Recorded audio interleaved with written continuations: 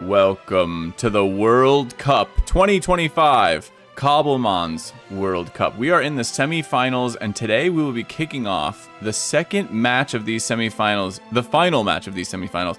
And one of these teams, Roanoke or SquirtleSquadMC, will be going home, while one of them will be moving on to the finals to face Cobblemon, who won yesterday in their semifinals match. I'm joined, of course, today by Novoro. Novoro, how are you doing? I am doing great. I'm very excited to see this match right now.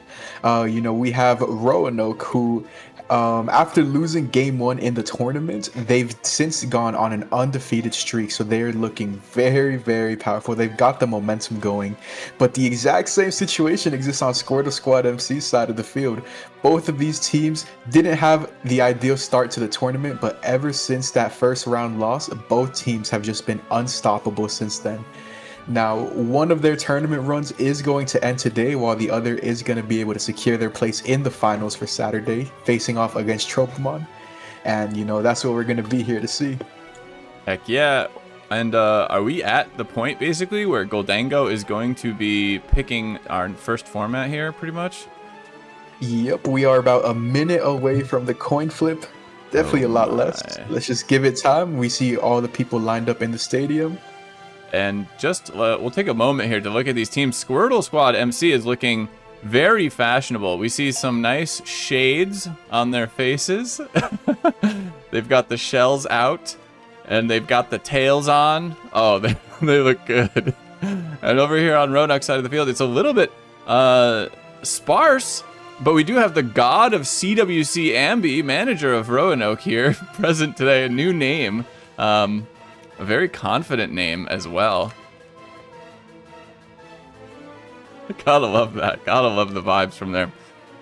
Incredible spirit on both sides. And now 1 second, the coin flip shall commence.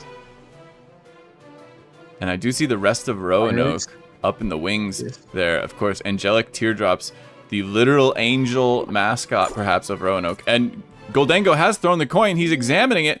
He'll be deciding in a moment. And it is tails. We will be starting with VGC doubles. Oh, baby. And if you haven't been here before, we will very shortly have poke pastes for you as these battlers get set on the field. And this match is already underway. This is the fastest start I feel like we've ever had. Just here we go. And SquirtleSquadMC will be picking their first battler. Orc-Boo's already stepping onto the main arena, usually reserved for Pokemon. But, we've seen maybe in certain animes when, say, Yugi steps onto the match field. Is that the thing that happened? I feel like this happened at some point. Maybe Orc-Boo's is going to be sent out as a little shark Pokemon? I think we're going to get underway very soon here. For the moment, let's take a look at a trailer before I start saying insane things. Sounds good, sounds good.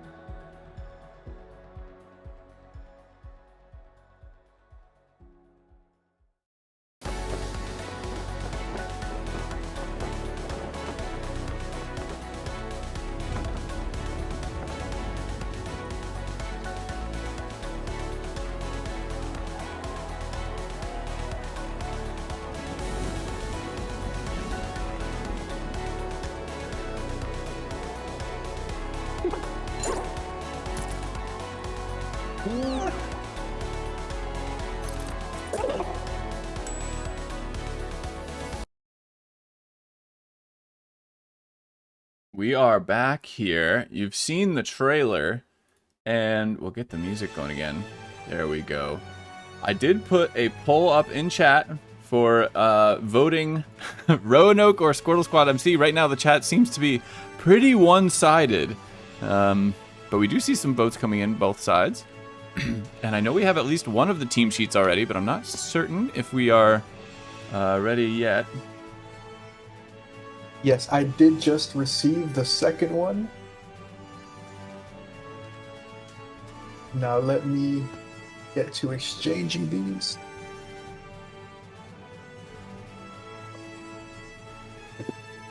Alright, both team sheets have been exchanged. Vert, I'm also going to DM these to you straight away. Beautiful.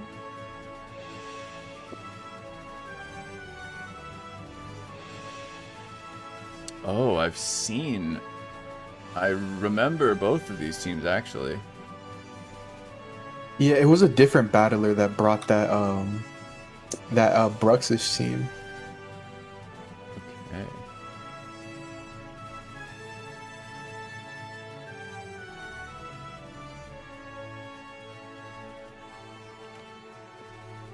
Am I good to post these? Yes, you are good to post them. Right. Let me quickly, I'm just setting up some scorekeeping stuff up here as well. It is 5 p.m. It is time for the votes to commence. Tournament start battle, Roanoke SquirtleSquadMC, doubles in the champion arena. All right. Well, while these battlers get set up, I'm going to take a look at these teams. For Roanoke side of the field, we do see one of the more interesting tech choices in the whole tournament that I've seen. A dazzling Bruxish, of course, that having a very similar ability to the armor tail ability on Girafarig, or Furgraf, where priority moves are stopped, priority attacks, I suppose, are stopped, and otherwise, they're rocking a Flying Gem Gale Wings Talonflame. This is a much more offensive Talonflame than we sometimes see. A Assault Vest Kangaskhan with Scrappy ability, with Sucker Punch and Fake Out, both very impactful in a meta filled with Goldango. Another Goldango with Metal Coat on that team, a Citrus Berry Amoonguss, and a Kilowattrel with Choice Specs. And then on the other side of the field, we are seeing the Eject Button Hitmontop, which is an incredible tech choice. I'm always a big fan of that. Regenerator, Amoonguss with Rocky Helmet on this side, a Choice Banded Dragon Knight rocking Extreme Speed, Thunder Punch, Fire Punch, and Outrage. Covert Cloak Talonflame. So on the Squirtle Squad side of this field, we will see the Covert Cloak Talonflame, importantly against that Kangaskhan, immuning the Fake Out if it were to come out, and then Goldango's Citrus Berry and the Expert Belt on Meowscarada. These will be very tight battles, and the battlers, are they in team preview currently? Yes, we will be having Jebesty representing Roanoke and Orc Booze representing SquirtleSquadMC. Both are in team preview, so we should be kicking off soon. So I like how Orc Booze, oh, I thought they were wearing different shirts. Never mind. Maybe it was somebody else. But we see the S for SquirtleSquadMC on Orc Booze's chest. And then Roanoke's battler, Jebesty, looking dangerous is what I'm going to say. I'm not sure what that mask is, but it looks pretty offensive. The poll in chat has come much closer now. Roanoke slowly slipping down on this lead for the rooting for poll. It was at 80%. Now it's down to 60%. And the battle is underway. We will be spectating here, and let's see. Jebesty is on the left. We see on the other side. Bird Up and we see Talonflame and Kilowattrel on Jebesty's side of the field, facing off against the Dragon Knight and Talonflame on Orc Boo's side of the team. Now let's see what both players opt to go for. This is a choice banded Dragonite. So Thunder Punch that wait 1 second. Do you know off the it's Wind Power Kilowattrel. Interesting, yes. Interesting. It's not Volt Absorb. So that means Thunder Punch is gonna be threatening some pretty major damage onto the opposing side of the field. Now, and this is a Choice Specs Kilowattrel. Rocking Discharge. There's no ground type on that side of the field, but man, a Choice Specs Discharge right now, if they could get the Talonflame out of there, would be pretty potent. It's not really we see Jebusi's Talonflame set up the Tailwind first. Orc Boost following up with another Tailwind. And a Volt Switch removes the Flying Gem. No, sorry, that's the Covert Cloak Tailwind. So, our Talonflame, the Talonflame does get Tailwind up, but that's it. It is removed, and Outrage comes out from the Dragonite. Not Thunder Punch, but both Talonflame going down turn 1 after getting up the Tailwind. They have performed their duty, apparently, and now we see on the Volt Switch, Kangaskhan comes in. The Kilowattrel comes back onto the field, and Goldango is now on the field. And this will be a challenge for me to do camera-wise, because we have these floating Pokemon versus not. But we'll make it happen. This Goldango here is a Citrus Berry Goldango, rocking Nasty Plot, Shadow Ball, Substitute, and Make It Rain. Whereas on the other side of the field, this Kangaskhan with Scrappy does a great job of shutting down this Goldango. It has both Fake Out and Sucker Punch. It does have Fake Out pressure active on this turn. And of course it can Sucker Punch if it wanted to. And this Dragonite is outraging. We see the Fake Out go into the Dragonite to stop the Outrage and to break Multiscale. A critical hit from a Discharge coming out here onto... oh, I'm not actually sure. It says onto the own... okay, paralyzes the Dragonite. Ooh, very nice. So the Citrus Berry is eaten by this Goldango after the Discharge. A huge Discharge here. Mommy Issues Kangaskhan seems to have taken that hit the best. But the we did see a Shadow Ball go out. Into the Kilowattrel. And Kilowattrel so this sticking around a little bit. Yeah, this Dragonite locked into Outrage. It is currently confused as well as currently paralyzed. So it's going to be the slowest Pokemon on the field this upcoming turn. Let's see. Kangaskhan can of course threaten either a major Crunch or Sucker Punch into the Goldango slot, and I think Kilowattrel probably all you really do is go for. I mean, it is choice locked, so it's likely going to go for another Discharge this turn. Yeah, very threatening, I think.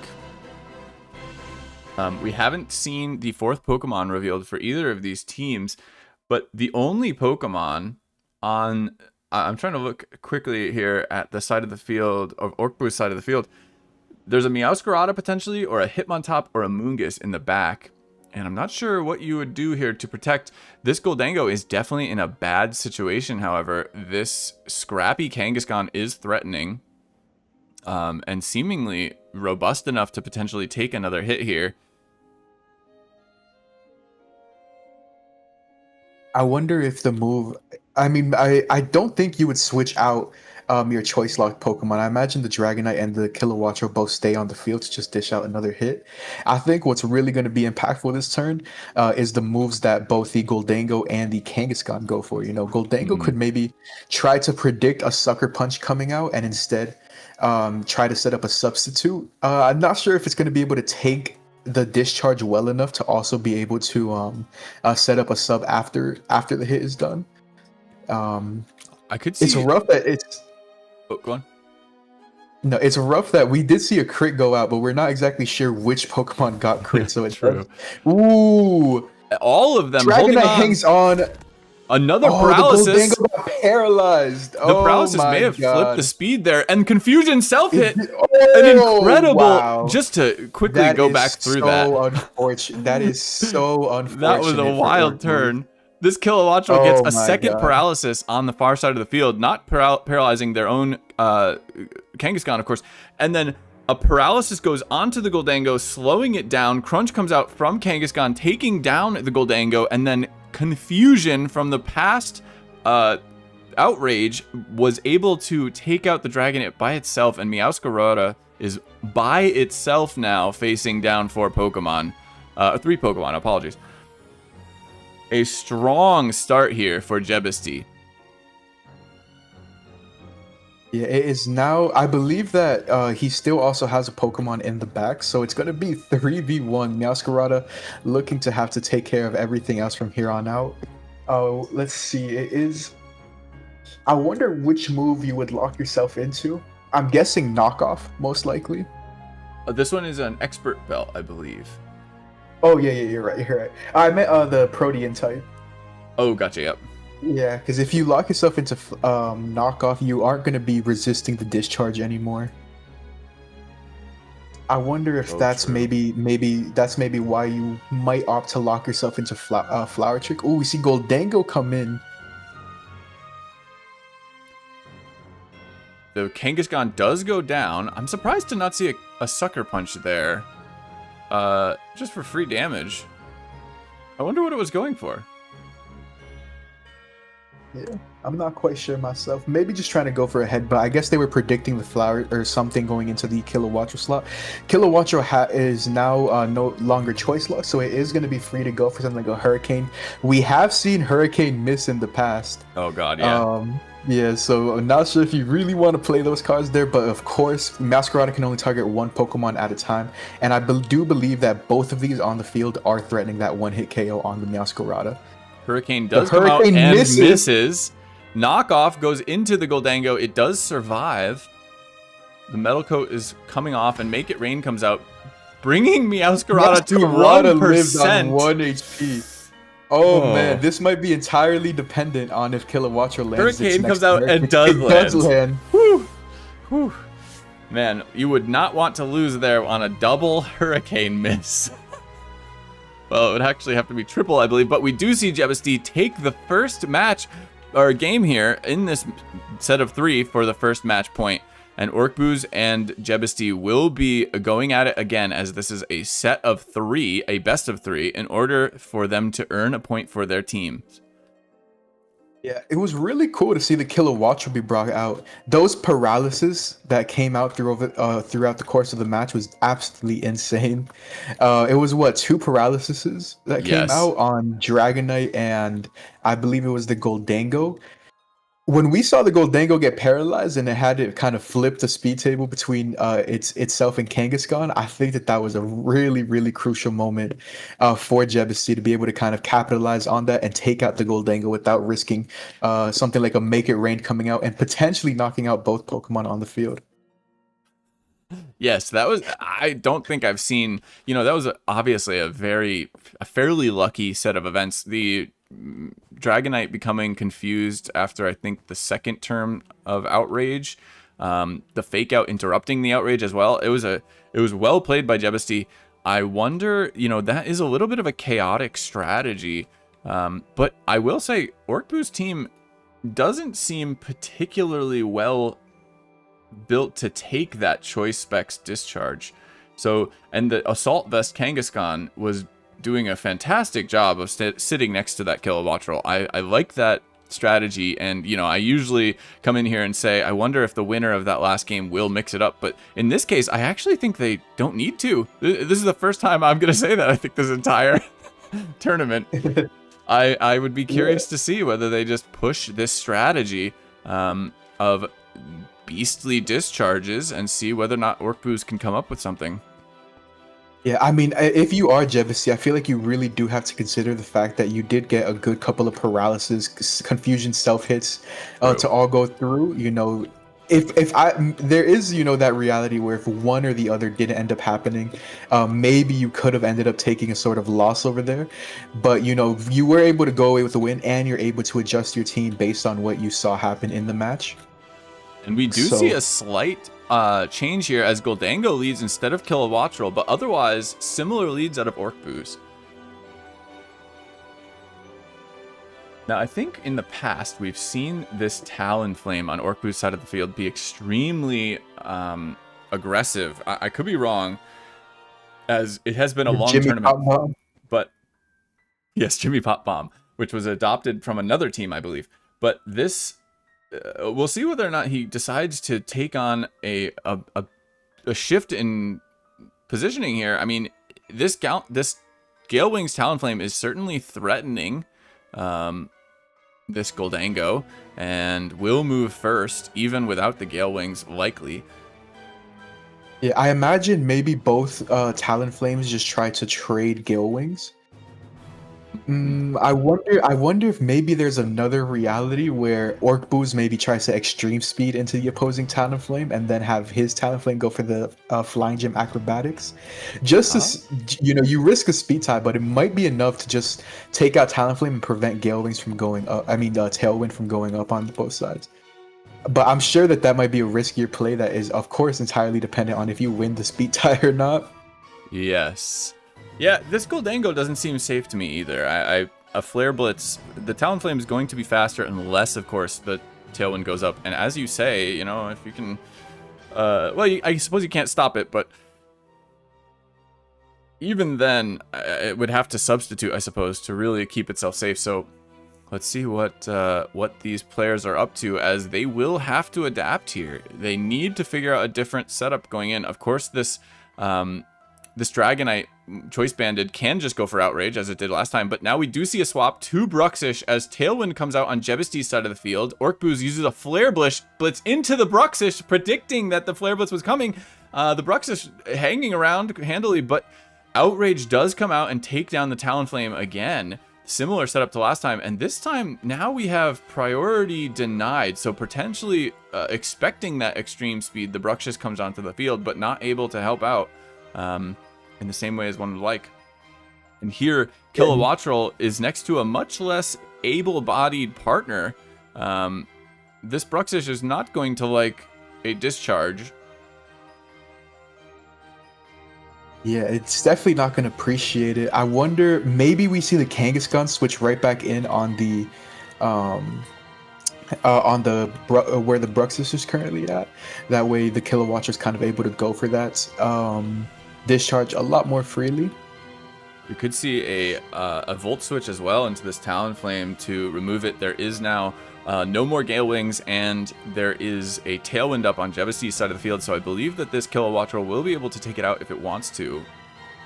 And we could see maybe Kangaskhan come onto the field after that, but, as we saw, maybe part of the strategy here is just to chip into Dragonite if possible, and get the multi-scale gone with this Bruxish.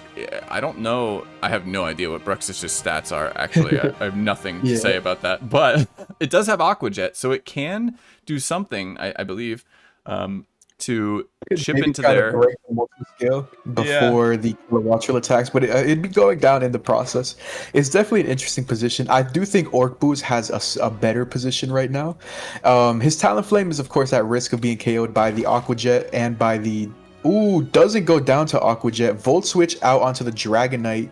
What Pokemon are we going to see revealed? It is the Goldango. This is our fourth Pokemon. And incredible. A critical Flare Blitz. Crit as well. Takes itself down to recoil. The Outrage goes right into Bruxish. Oh my goodness. Extremely well played by Orc-Booz. His Outrage Dragonite, ooh, it does get confused this turn, which is slightly unfortunate. But Jebusty is down to his last Pokemon, and he has to choice lock himself. I imagine that all you do here is just... Hurricane misses. Knockoff goes onto the Kilowattrel, taking it to 36%. Choice specs are gone. The confusion comes out, and Outrage goes through. Connects, and we will see level. A 1-1 set here. The next game will decide this first match point between Roanoke and SquirtleSquadMC. We've got a close one on our hands, folks. And I do think that that's exactly, man... I suppose that's a hard prediction into extreme speed, bringing the Bruxish. I'm not sure what else, or perhaps expecting Hitmontop in the game. But with that team that he was facing, that Bruxish really didn't seem very helpful. The Life Orb Aqua Jet not picking up the KO on Talonflame is also very impactful, of course, but Yeah, the choice banded outrage Dragonite on Orc side is looking so menacing to Jebusi's team. There isn't really anything that appreciates taking that hit. I mean, maybe Amoonguss and Goldango are able to survive one, but everything else looks like it's just, Dragonite food throughout the entirety of the match. So definitely a Yes. very strong Pokemon. We didn't really see the Bruxish do anything. I wonder if that kind of just means you drop it for this next or this next match. I want to mention I did see talk about Bruxish before, and I can kind of see the angle that Jebusi was going for. Um, of course, it blocks priority and fake out and extreme speed from happening, but a really cool interaction that also exists is Bruxish is also able to stop opposing Talonflame from being able to go for its Brave Bird or Acrobatics turn one, That is since nice. Gale Wing is priority. But we do see the adjustment. Jebusti goes right back to his trusty, reliable lead from game one. We are seeing the exact same leads from game one, actually. Yes, indeed. We do see the Dragonite and the Covert Cloak Talonflame paired up, facing down the Kilowattrel Choice Spect and the Talonflame with the Flying Gem. Now, I wonder, last time, the Kilowattrel on Jebusi's side of the field went for a Volt Switch into the Talonflame. We saw dual Tailwinds, I believe, and in this case, I don't expect much different. Jebusi has gone for that Tailwind both times, but I wonder if instead of a Volt Switch, if your Talonflame is going down anyway, maybe Kilowattrel just goes for the Discharge here. I don't know. This is we're in a place where, like you said, in game one, Jebusi had some really good rolls on things, and needs to be able to get lucky here a little bit. Yeah, we should note that the Dragonite, when it locks itself into Outrage, isn't able to choose the opposing Pokemon that it hits into. So if it goes for Outrage again here, it went down or we saw the first game, Talonflame was the target, but we could very well see whatever comes in on the Kilowattrel slot or the Kilowattrel itself to also be knocked out by the Outrage. Honestly, if you're Orgboost, I feel like your Dragonite doesn't do anything except click Outrage and just stay in that mode. It just exerts so much pressure into the opposing side. I imagine both sides look to get up a Tailwind as well this turn, just so that neither one is falling behind in terms of speed. The tech difference that I think I'm looking for is either that Hitmontop or a Moongus. I believe there's a Amoonguss in the back for Orc-Boost potentially as well. Yeah. Seeing either of those in place of, I believe game one, it was a Goldango. I think that just giving your Dragonite a bit more space with some support might just be it. As somebody in chat literally just said, as I said it, I think that's all you need is a little bit more support for this Dragonite, and there's not much to stop it potentially. Other than potentially that bad luck of confusion on the second turn and the paralysis, of course, but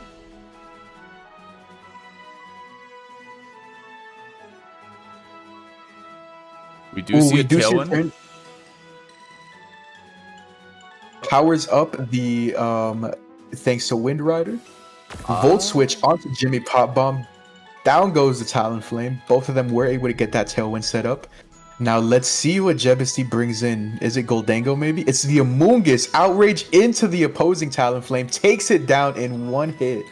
Oh man. Both Talonflames down for the remainder of the match. Dragonite multi-scale still intact. Amoonguss has hit the field. Now this Amoonguss is here likely for Rage Powder, I imagine, in this situation. But importantly, it is not wearing a Rocky Helmet. The Amoonguss on the other side of the field, if Orc-Boost brought it, is wearing a Rocky Helmet, which would allow for breaking of the multi-scale. But this Amoonguss is rocking a Citrus Berry, which, if it can take the Outrage, then maybe that will be an extremely helpful thing. Yeah, I feel like this is the most work I've seen Outrage Dragonite put in doubles matches. It's a monster of a Pokemon right now. I'm trying to think about like the general meta as well, and I can't really think of too many Pokemon that really would be able to shrug off a choice banded, most likely adamant Outrage from Dragonite. I feel like Primarina is like the only That's thing the that only one I could think of, yeah. We do see Kangaskhan come back onto the field and face down by this Goldango. And of course, this Kangaskhan is a wonderful match up for this Goldango, but this Dragonite is very threatening. Yeah, I wonder if the play is just maybe fake out into Dragonite and Spore it. That way That's you what take I that was down. But then the thinking as well. Goldango is so free to just go for a substitute, so free to go for a Make It Rain. Oh man, I think Orc Booze right now is in a very, very good spot. He identified exactly what was going to be breaking into Jebusty's teams. He brought them to the match, and right now I feel like they are all paying off.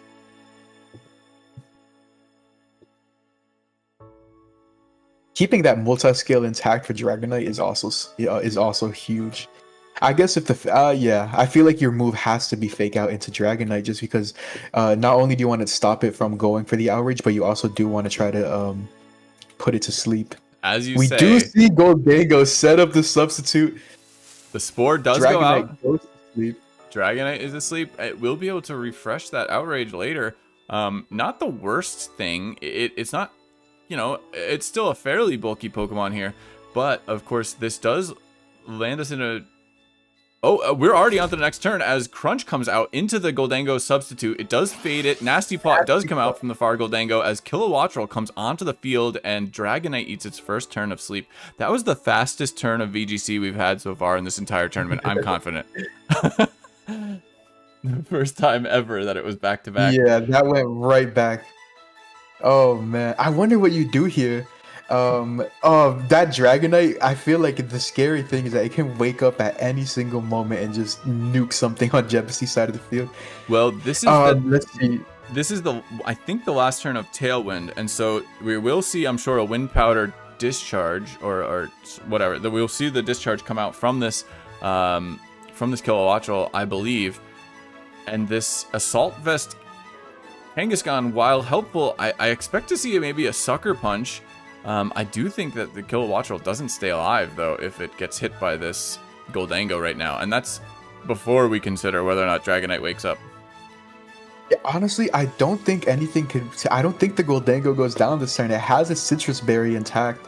It should be faster than Kangaskhan, so if Kilowattrel does go for the discharge, I feel like the only thing that kind of saves Jebusy right now is if the Goldango gets paralyzed and his own Kangaskhan got paralyzed. Oh my goodness. It happens. Shadow Ball into the Kilowattrel. Down it goes. Crunch does end up coming out, but the Goldango hangs on. The Dragonite is asleep. Oh man, it's so unfortunate when you see your own Pokemon get paralyzed by your own move. Oh man. Jebusty, you know, got very lucky that first game, but it came right back to bite him the second one. Too true. We do see the Sucker Punch take down Goldango. And the Wake Up, Outrage comes out into the Moongus, and it can't... Oh, it's a critical hit! God. A critical hit on that Outrage. If there was a chance left for Jebusty on this match, I think that was it. Yep, it looks like he's saying GG, well played in the chat. It looks like it is all over, and Orc Booze is going to take one of this set between Roanoke and SquirtleSquadMC. Knockoff comes out, Outrage comes out, and down they go. Orc Booze takes game one, or match one, of the best of 5. After going down 0-1 on that first round, a very impressive play from them to even up the matches and then take the win here.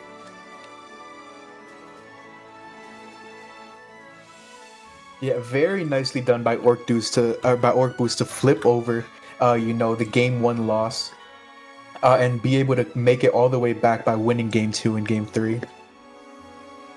Roanoke battlers in shambles right now. Not like saying he just lost the house after he bet on Jebusty for this battle. And we see they have chosen singles. Yep, the god of CWC has made their decision for the next battle. They will be going to singles battles for Roanoke.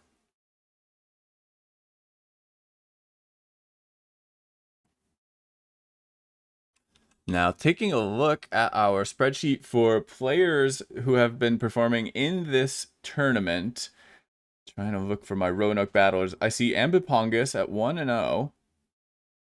But in singles, I They've don't only had one match see... so far, I believe. And I Pope of believe the only Arceus singles. has also won in singles. And Yeah, they got Arceus. Pope Or of no, that was Arceus, Arceus. Arceus. Yeah, it's one Arceus, one Pope of Arceus, and Ambipongus for the singles battlers. Though even though Pope did take a singles match, I do think that his main strength in the team is in his VGC battle. So maybe we do see him saved for one of those. I am just currently awaiting the single sheet from both battlers.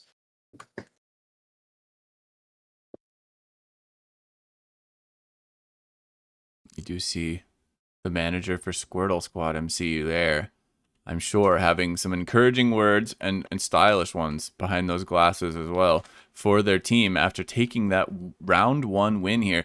Everything matters. This is a best of 5, so this match will not be over until one team has gotten 3 points, not 2 as usual in this tournament. But we see the battlers taking their places. Oh, no, sorry. I thought somebody teleported, but I was wrong. It looks like Arceus is stepping into the players. What do we call this thing? The little podium. I've been calling it the podium. Oh, I don't know. Okay, you get knocked off your podium. Let's see. There is going to be a lot of pressure on the Roanoke battler that decides to step up to the plate, just because, if you end up losing this match, that does mean Squirtle Squad is in control of the rest of the set. A lot less pressure on their side, and all the pressure would be put on Roanoke's side. Yes. Yeah, you don't want to be down 2-0, that is for sure. We've seen a team come back 2-1 and then lose, but we have not seen anyone really make we've only had 2 or 3 best of 5 so far in the tournament, so there haven't been many opportunities. But going down 2-0 is a very tough spot to be in, especially because that means that you would get to pick your 2-0 match. You'd get to pick, but then after that, the opponent would be picking what format you'd be going into. And I do think that that's a tough spot to be in, especially if they know what your team is. Like, they know the battlers to a degree at this point. It's not exactly where you'd want to be. Yep. Oh, I have queued up so that they can vote, but I have received the team sheets. Just hold off on sharing it until we have both of them in team preview, and then we are good to go. Will do.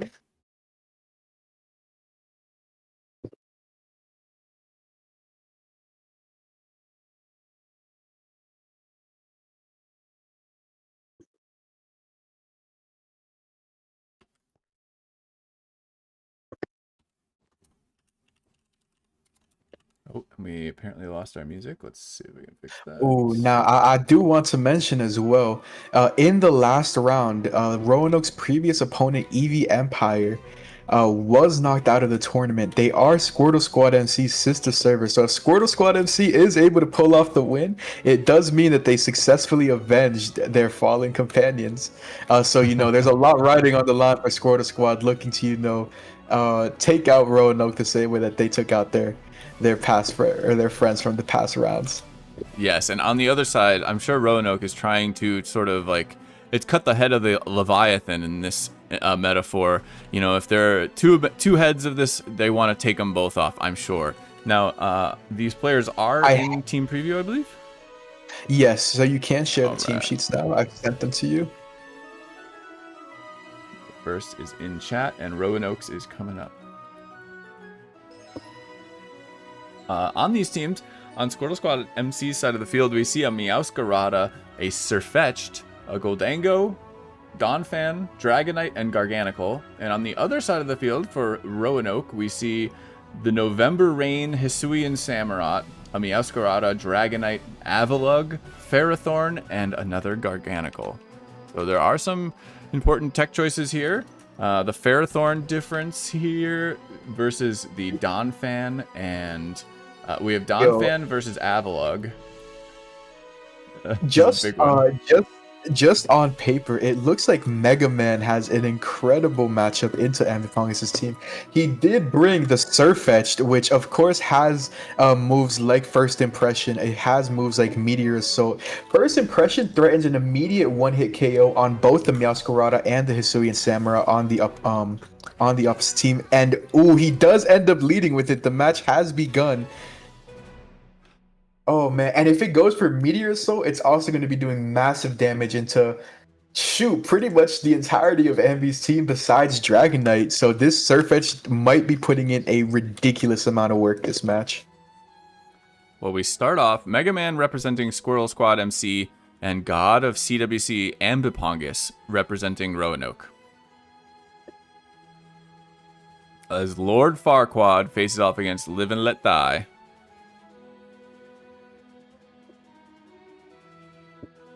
Oh man, let me see what other moves Surfetch has. I know it has Meteor, so I know it has First Impression, but I'm curious to see what other tools it has in its arsenal. It has Brave Bird knockoff. Yeah, this is looking very strong. It also has Swords Dance, and I've never seen Final Gambit in singles, but I'm sure it is a thing that happens at some point. But we do see a swap. We see Brick Break come out from the Lord Farquaad, chipping into this Dragonite, taking away its multi-scale for now, but most of these Dragonites do run Roost, so we'll see whether that ends up sticking around.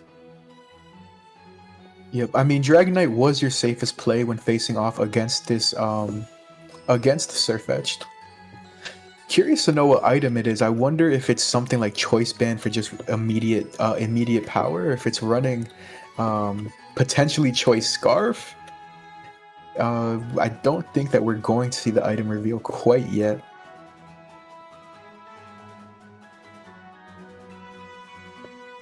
Man, I'm very excited to see what it does end up doing this match, though. It looks great. We've seen very different Dragonite across the different games and formats, of course. That Bandit Outrage Dragonite was its own special one, I'd say, so far during this tournament. But we've seen Rap Dragonite, we've seen sort of roosting Dragonites, and we've seen Thunder Punch and Fire Punch come out unexpectedly. What do you expect out of these Dragonites in this match?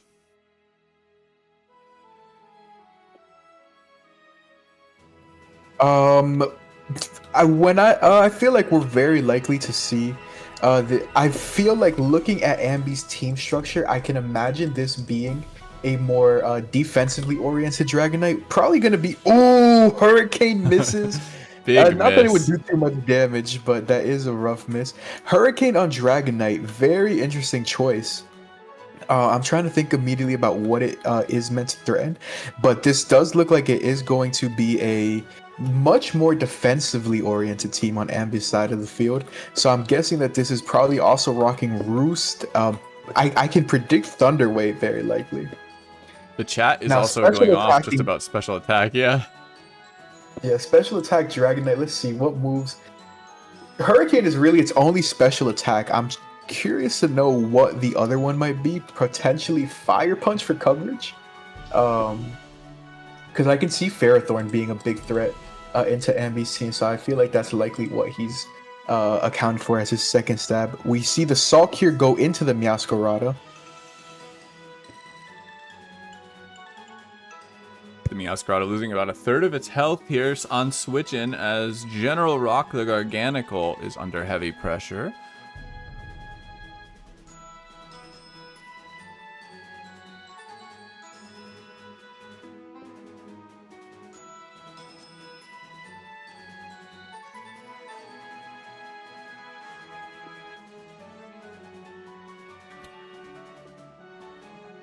Yeah, I'm really curious to know what the Hurricane is really. I guess Hurricane could also be for Donphan, just to, do some pretty decent chip into it compared to the physical moves. Shinotic that we have seen, maybe a Moongus, Tangrowth. Okay, no, Hurricane could definitely put in work. I just didn't see it immediately off the top of my head. If you're Dragon Dancing, I could certainly see that be pretty impactful into a few different spots as well. Flower brings the guard all the way down to 11%, but it does go for the recover. So this is just a little bit of chip with Salt Cure, I suppose. Yeah, we do see some chip come out. Maybe also trying to gauge the item on the Meowscarada. Hmm. I guess maybe trying to scout if it's something like Bandit Scarf, something like that. I kind of like that But play. that I gotta admit, like just giving yourself a little bit of space here, getting a sense of maybe how hard this thing hits, and if you're confident you can live the choice band, then that is a safe play. If you're not, then you maybe don't do that. But here we see the Garg just stand in against a big flower trick, and now likely forced out unless it wants to be sacrificed.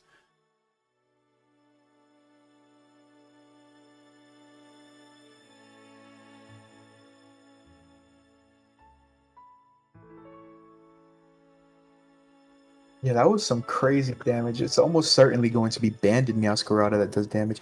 We see Ambi's Garganacl hit the field facing down against the Goldango. Nice switch by Mega Man, immediately being able to exert a lot of pressure by, being able to set up a substitute, or even just throw off a Make It Rain into Ambipongus' Garganacl. And nothing here really wants to switch into a Make It Rain. I think that your only switch is probably going to be Hisuian Samurott.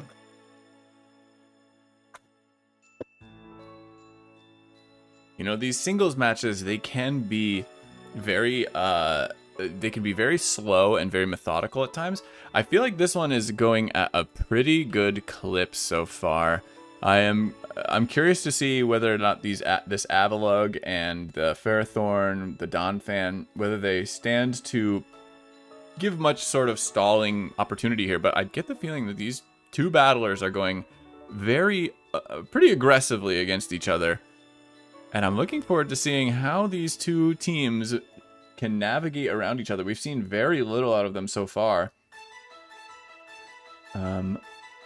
Now, did you run any calcs on that Meowscarada, by the way? I'm curious if that was yeah, it's banded. very, very likely going to be choice banded. Ooh, I think that this might be Assault Vest Hisuian Samurott based on how little it took from that Make It Rain. I mean, I say little, it was what, 31%? But we have seen Samurotts in the past get chipped down like a good 50%. It could also be a Goldango with very little special attack investment, but I do believe that this Samurott is extremely free to just set off to go for Ceaseless Edge right now. We do see a swap. Goldango leaving the field as Sirfetch'd comes back. Ceaseless Edge does go out and does connect, taking about 22% health off of Lord Farquaad. And there are stones or rocks up on Mega Man's side of the field. Spikes.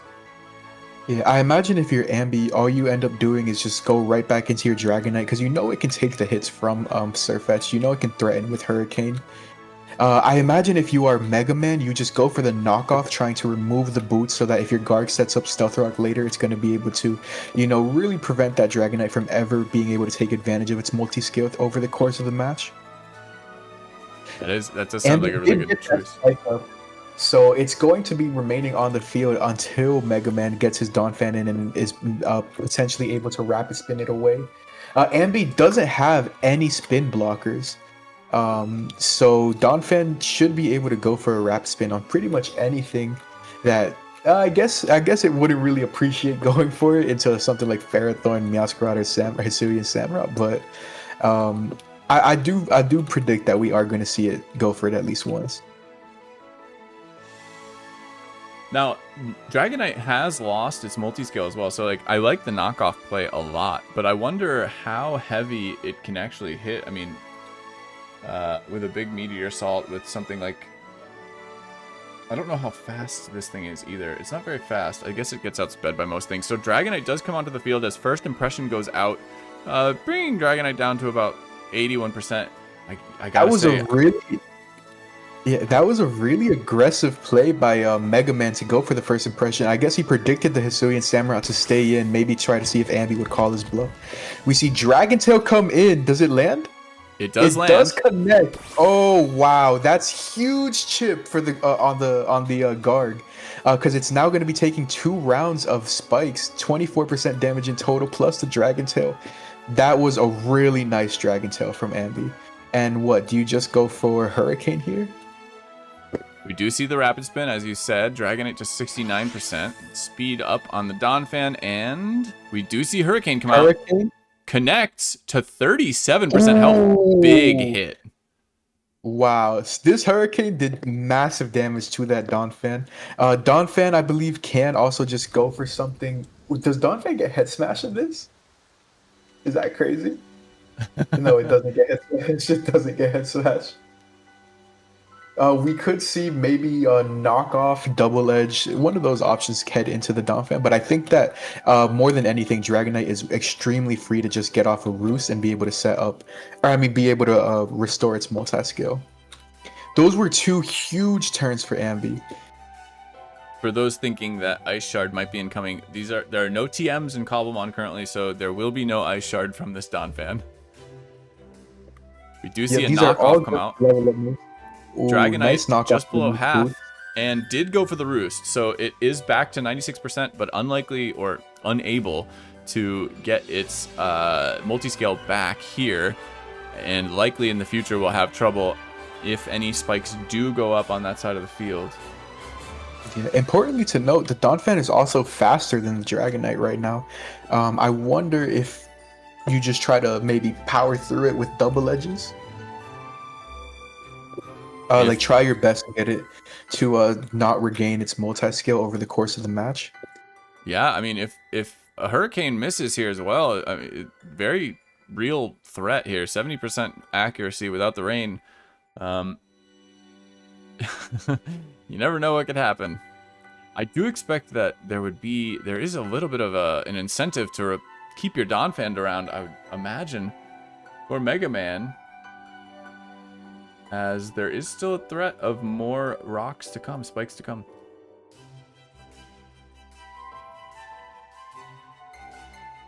Let's see, is Dragonite's multi-skill going? I feel like the only time that multi-skill might play a major role in this is if the opposing Dragonite comes in and maybe also has like Outrage or something like that. I don't think that you need to really try to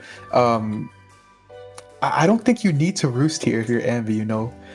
You're at a pretty good health, and while having the multi-skill intact would be really nice, I feel like, you know, maybe you try to make a slightly more aggressive play. We do see Goldango come out. Hurricane misses into Goldango. A second miss on the Hurricane. He's 1 for 3 on connections. So, you know, hopefully he'll get the next 2, but when you get that front-loaded bad RNG, it can be pretty catastrophic sometimes.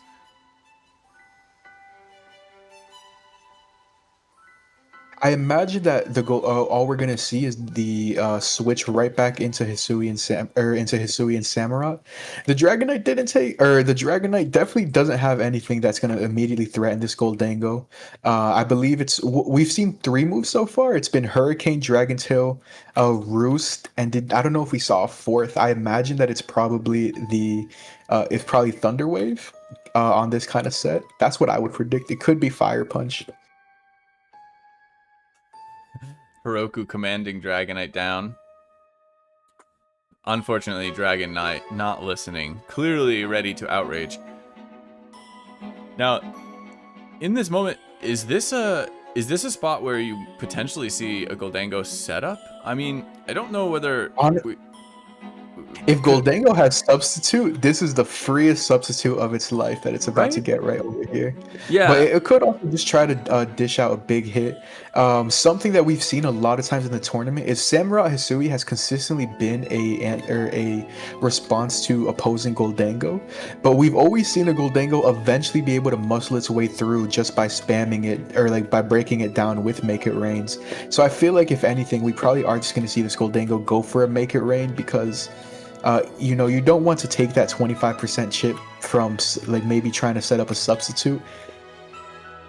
We do see Samurott come back there. Power Gem. I'm expecting maybe for the Dragonite to stay in, but Goldango does good damage to the Samurott. I don't think that Samurott's going to be able to survive. No, it should be able to survive another switch into Goldango in the future. But now Samurott is super free to just go for a Ceaseless Edge to set up another spike. Of course, you're running that risk of miss, but I do think it's your best play right now. Get the spike back up. You know, you keep having pressure on Garganacl. Donphan is already pretty low, so anything in the back of Ambi's team could, of course, prevent the Donphan from spinning by KOing it first. Man, if Ambipungus had to miss a Ceaseless Edge right now, that would be tough. I don't hope for that for them. Yeah, I imagine maybe we just see the Surfetch come right back in, because we saw it tank a Ceaseless Edge really nicely previously, and it of course threatens that, or threatens the Samurott back with that first impression. That's what I was expecting. That we saw it take about 22% damage last time it swapped into this Pokemon, and we haven't seen any Pokemon go down yet. However, even with the misses, I do feel as if Ambipungus has stripped a bit more health off of Mega Man's team so far. We do see Goldango leave the field in favor of Meowscarada, who will take this Ceaseless Edge. About 33% damage there. Respectable. I'm assuming that we maybe see something like a U-turn come out. Very free U-turn to go for. Ambi probably going to switch into his Ferrothorn, because it will be able to take whatever hit comes out really nicely, as well as chip it with Iron Barbs.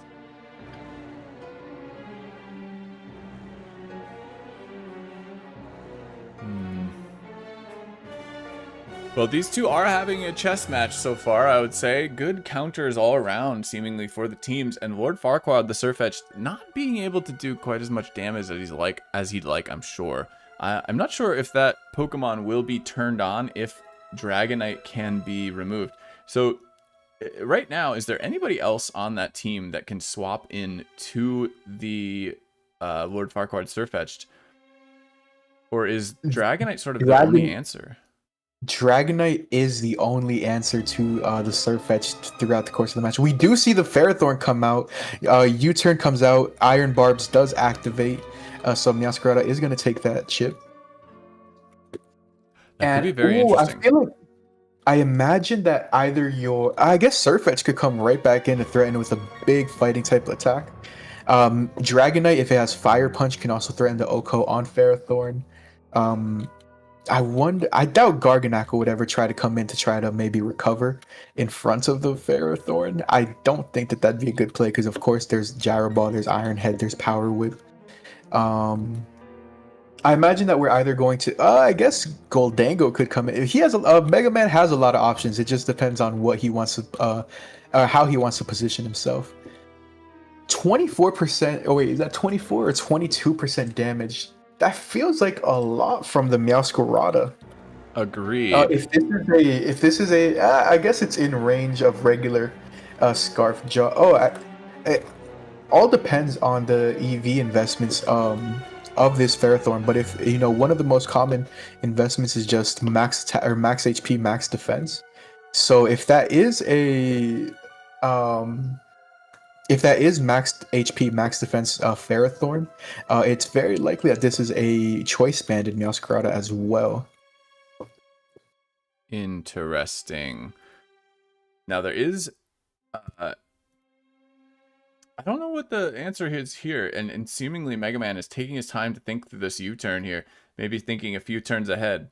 But I want to go back to that for a moment. If this Surfetched does get activated, do you see, so like as you said, there's nobody really else to swap in potentially other than Dragonite on the far side of the field. Is there any Pokemon on that far side? We haven't seen Avalugg yet.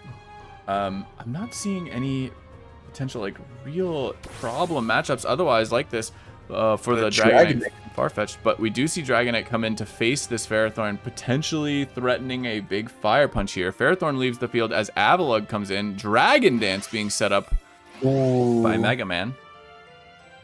This is tricky because the Avalugg should be able to just go for a big avalanche for free. And of course, if Dragonite does go for the Fire Punch or something like that into the Avalugg, it's going to be powering up the avalanche even further. I wonder if you can muscle through with Fire Punch Dragonite. Avalugg, of course, has behemoth defense. Let me quickly check out some calcs. Unruly Pokemon on the field. Even +1 Adamant Max Attack Dragonite is at most doing 38.5% to Avalugg. Oh my goodness. And not the matchup you want here. Now, I feel like we say this every time Avalok hits the field, but it's so cool seeing Pokemon like this just, you know, like have a really strong niche for or have fulfill a really strong role. I don't even want to say niche. You know, this is a Pokemon that is very common. I think we see it brought to every single set between the servers might have. Not individual battles, but it eventually does come up. Maybe one battle on one side brings it. Just because it's so reliable in rapid spinning, in crunching Goldangos and throwing off nice avalanches. It has recover. Yeah, its role on White Spaniard's team has been, I mean, historic even. Or sorry, opposing. I think it was opposing actually. It was baiting crunches into the Annihilate from this Avalok, but seeing these different Pokemon is so gratifying. I agree, and that's what I love about this meta the most is how many Pokemon are just allowed to thrive, allowed to have a chance, allowed to fit into these teams in a unique way that maybe they haven't been able to for 6 or 7 generations.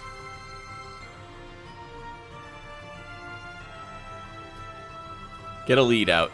Somebody pull Dragonite down. Roku is here to get him to move.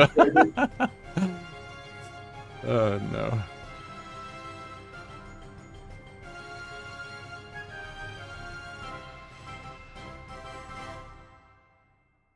Oh man, is he gonna hit the battlefield? It's like the NBA sweepers that come onto the court to kind of fix it. Oh my goodness. Dragonite getting pushed around by the god of Cobblemon. We have god of CWC clearly, but god of Cobblemon here, Heroku. Making his first appearance on the battlefield. And we do see the Fire Punch come out, doing as you said, the Avalanche. Oh my god! I did not think that would go through multi-scale. What? What just happened? Monster! That is a monster of an attacker. Are we sure Heroku doesn't invoke sort of defense drops?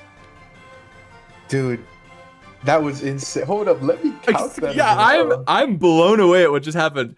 The Avalok just one-shot that Dragonite through multi-scale, assumedly. I'm assuming that's what it was rocking as an ability. Maybe not, but that is a massive... Oh, no.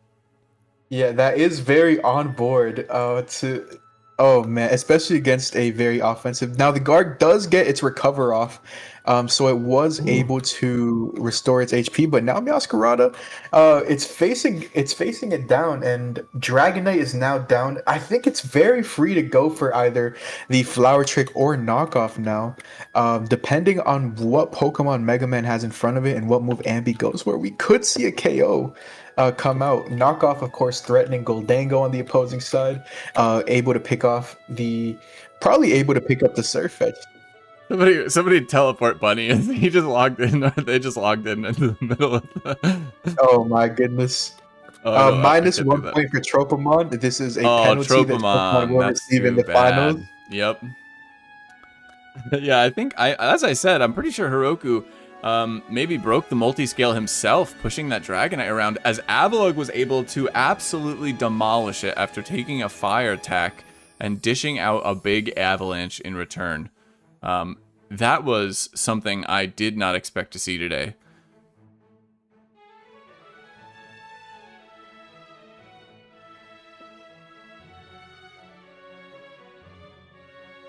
Now, a lot of thought going into this next turn as the battle is starting to shift in favor of Ambipungus, I would say, especially with that KO to the Dragonite. We do see the Garganacl leave the field as the Surfetch comes on and takes a U-turn. That was a good U-turn to maintain momentum. I imagined the Dragonite just hits the field again. Dragonite does in fact hit the field at 96%.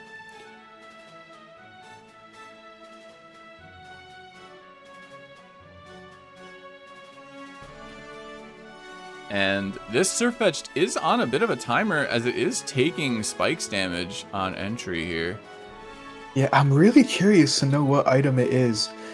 What if it's Custap Berry or something like that? We know it's not Heavy Duty Boots. It's not Life Orb. Is it Leak? Is it running the Leak item? Oh, interesting. The Surfage get a buff from that? It does get a buff from that +2 crit rate. And surely it's not that, though. Surely it's not that. An immediate swap It's- again into Spikes and wow, Dragon Tail nice. again. As Meowscarada is pulled out onto the field, facing down this Dragonite now. Meowscarada itself has also taken that Spikes chip damage. Wow. This Dragon Tail combined with the Samurott Spikes is putting in so much work. You know, that 12% might not seem like much, but in singles where these matches go on for a long time, you know, that damage just ramps up over time and starts putting Pokemon in ranges of kills that wouldn't have been possible in previous turns. So having the Spike set up is going a really long way for Ambipongus right now. Sorry, CWC, or God of CWC, Ambi. Let me not dead name here. Thank you for being respectful on this stream. Of course, of course. Oh my. Well, I mean, if you change your name to that, you have to win, you know. There is no excuse for you to lose. True, that would not be good. So, any form of trash talk, we won't even be moderating it because you brought that onto yourself. Well, you've given me a line. If somehow God of CWC does fail to win this battle, I do have a line. Comes from history. It'll be. I'll save it. But all right. But yes. Oh, this is. I am very surprised at how this game is going. Early on, it looked as if Mega Man had some very strong positional advantages, but in general, it just seems as if the Surfedge wasn't able to do as much damage as it needed to be able to do. It was chipping into Dragonite, really not doing anything. And yeah, it's just kind of felt like it's consistently been going for the wrong moves. You know, like we saw it turn 1 go for Brick Break and not really do too much. Maybe if it would have gone for knockoff turn 1, that could have been a huge, you know, removing the boots early on from the Dragonite. If it would have gone for it again or something besides the first impression, it just hasn't been played really well. Or on the other side, I mean, Ambi has been playing really well against Surfetch, you know, always making sure his Dragonite is facing off against it to just kind of mitigate any damage. Play rough. Oh, misses. Oh, this Ferrothorn is really free to just go for a Gyro Ball or an Iron Head now. I think that you probably are happy that Play Rough misses because you don't want to take Iron Barb's damage and also without, you know, dealing that much. I think that miss is actually pretty lucky for Mega Man's side. We're all fans of Novoro here, but I as you say, you know, the knockoff onto the Dragonite, of course, would be very helpful, but there have been no hazards set up by Mega Man either. So, and losing this hazard battle right now has been very, very impactful. So, hopefully, Mega Man can find a way to turn this around here, but does need to start gaining some momentum.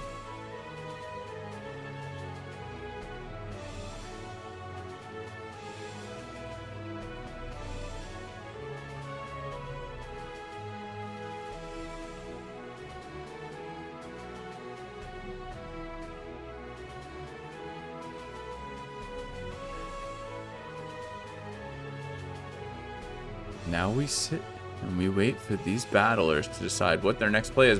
Meowscarada leaves the field. Goldango coming on to take a Gyro Ball here handily. It takes it pretty nicely.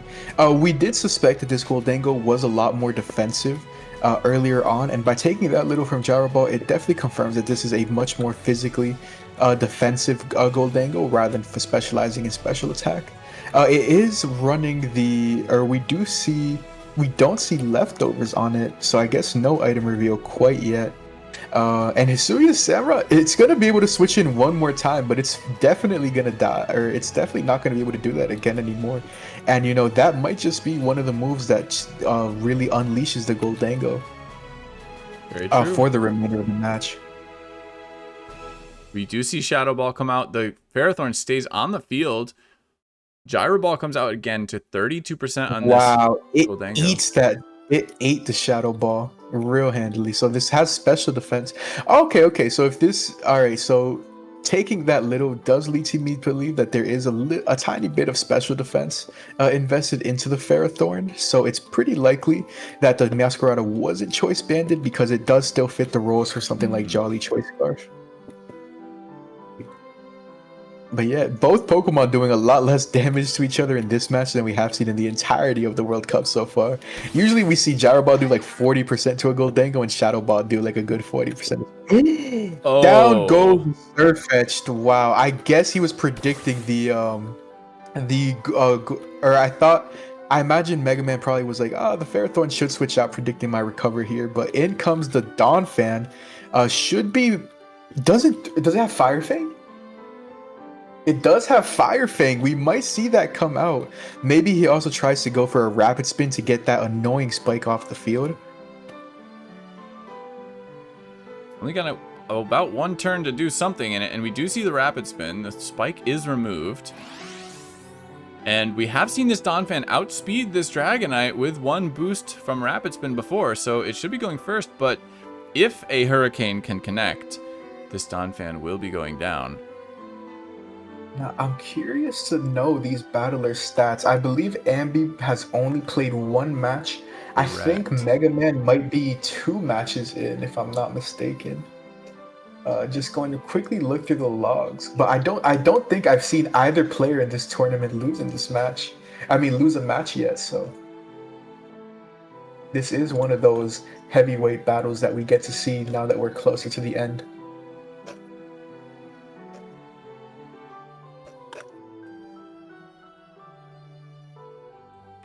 Now, importantly, we don't see Heroku pushing around this Dragonite, so its defense stats do seem to be intact.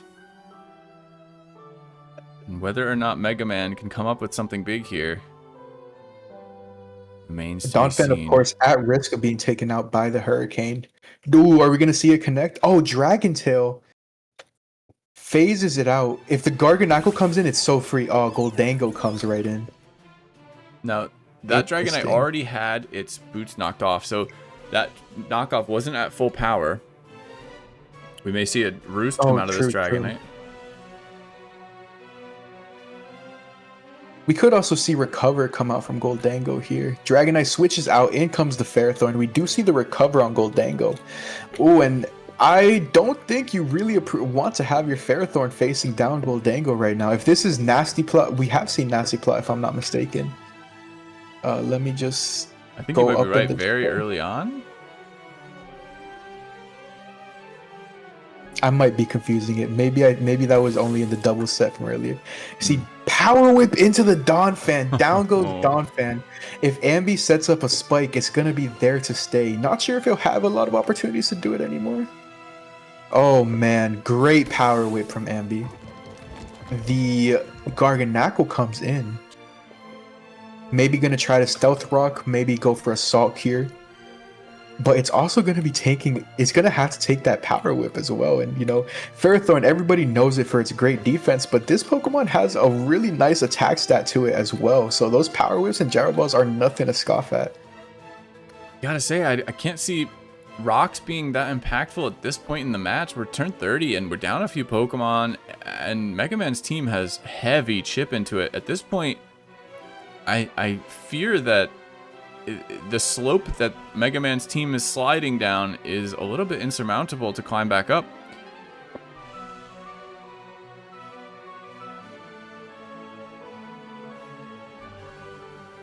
Now, in the CWC, for all the knockout stages, I believe that we've only seen teams go 2-0 in the first matches, and then it's always usually an uphill battle for the remaining team. But this is just by the direction that this is all heading, we might see Roanoke take it. I feel like Ambi has taken a really nice or a really good or is just overall in a much better position than Mega Man. I don't think any Pokemon on Ambi's side of the field has gone down, but we know that the Surfetch and the Donphan on Mega Man's team has.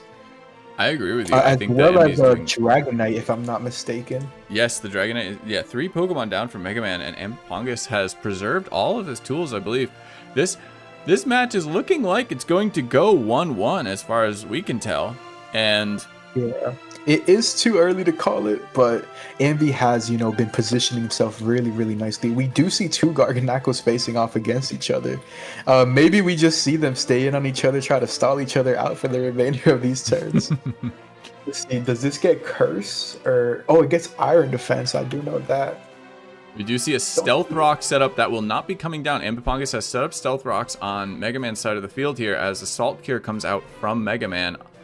This, I do think that was a very good play by Ambipongus, who doesn't need to push the pace here, is able to sit comfortably with their 6 Pokemon, their 3 Pokemon lead. We do see Block come out from Mega Man. And this, that's a very interesting call. This Garganacl is stuck here with the Salt Cure on Ambipongus' side of the field. Earthquake comes out, but we do see the recover from Ambipongus' side. Garganacl. I guess Mega Man is gonna just try to take down Ambi's Garganacl through these turns. Both exchanging Earthquakes. Oh, it looks like Ambi's has. It may be in range of a KO here now. If a big Earthquake comes out. But you see the Earthquake, and it is not enough. 1% recover, it gets off. It will still get Salt Cure damage, but I think that was the best chance it's going to have for another turn or two, because we have the recovery coming out again, I'm sure. Oh, man, are we just going to see them go for another recover?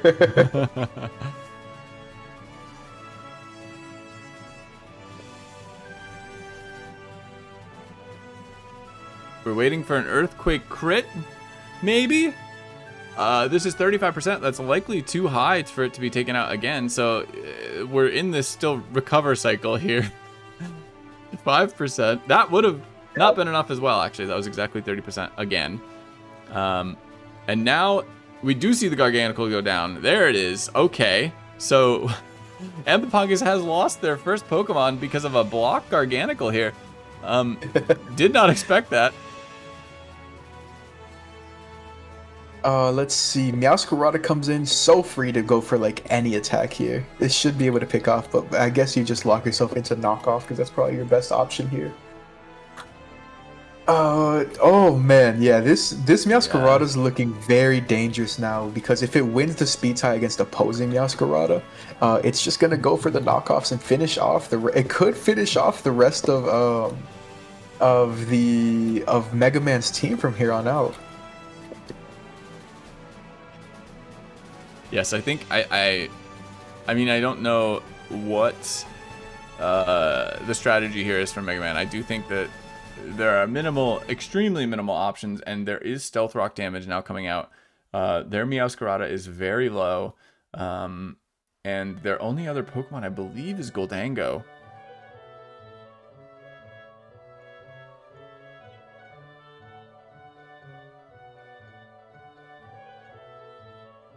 But still taking their time.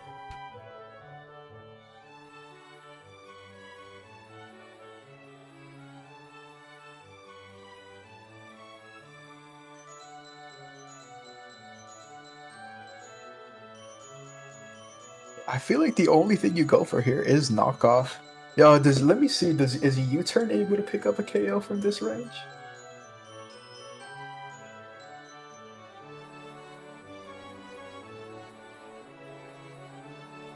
U-turn is also able to pick off a KO here. So we could maybe see that, and maybe Ambi brings in something like Samurott to just position himself nicely. Or the Dragonite.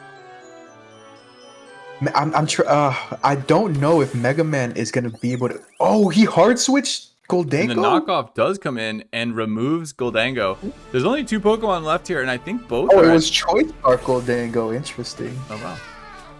Well, wait, why did he sack his Goldango like that? I think that must have been a prediction for U-turn. I can't think of any other reason to do that. But maybe it was your guard is done, though. Like, I don't think... even as a sack, I don't think it's worth preserving at this point.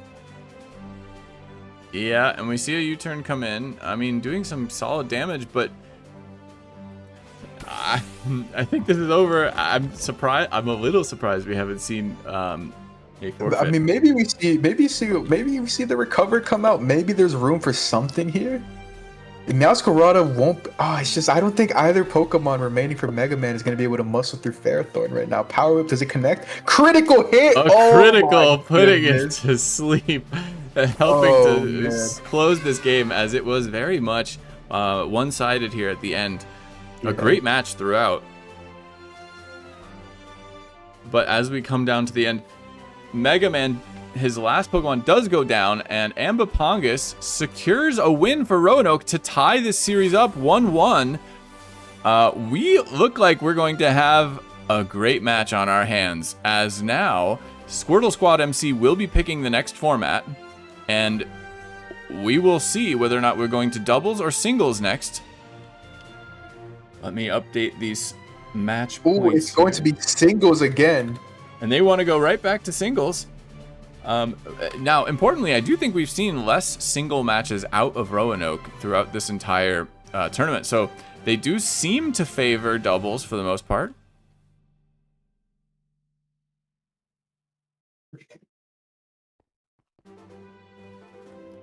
And now we will get some new Poke Pastes out to you very shortly. I'm going to take a... I'm going to step away for about a minute. Novo?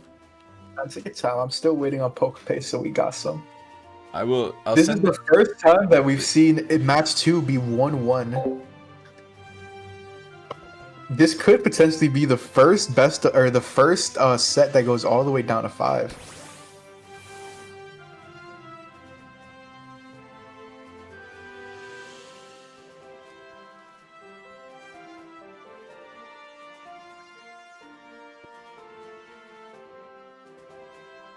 I have just received the first team sheet from Squirtle Squad. And I have gotten the second one. It looks like we will be kicking off very shortly. Let me just organize these.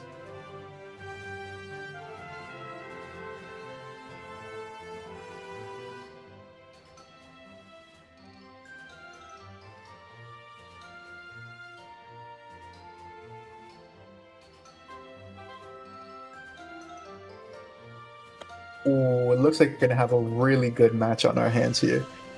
Just looking at the team sheets, let me just get everybody set up. I am going to begin the team preview.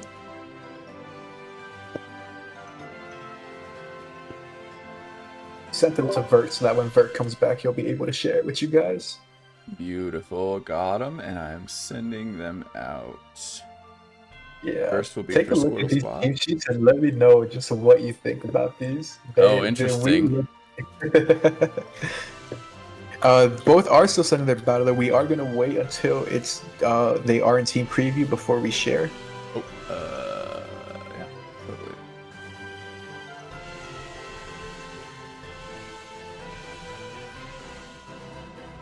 I saw that. I don't know what you're talking about. Great moderation. You're right. My eyes deceive me. My eyes deceive me. Taking a good little bit to pick their teams.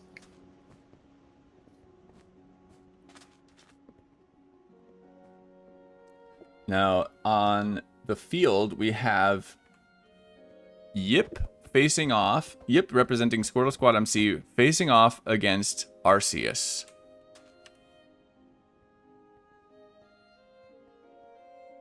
All right, and these players are now facing down. Both players have brought the Arctozolt to the side.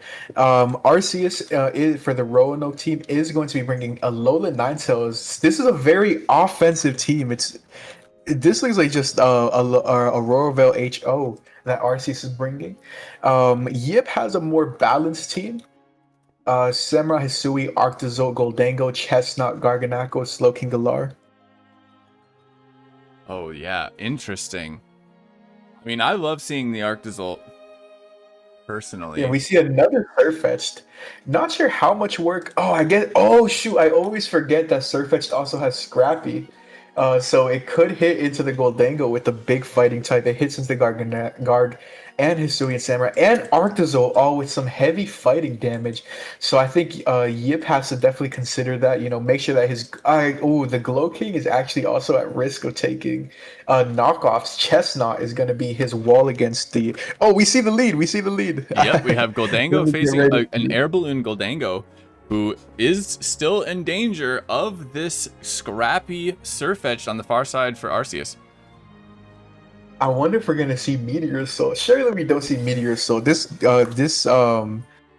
Surfetch looks pretty good over the course of the match. Maybe we see Brick Break. I keep trying to will Meteor Assault into existence, but I doubt. I feel like it's way too risky of a Pokemon to bring.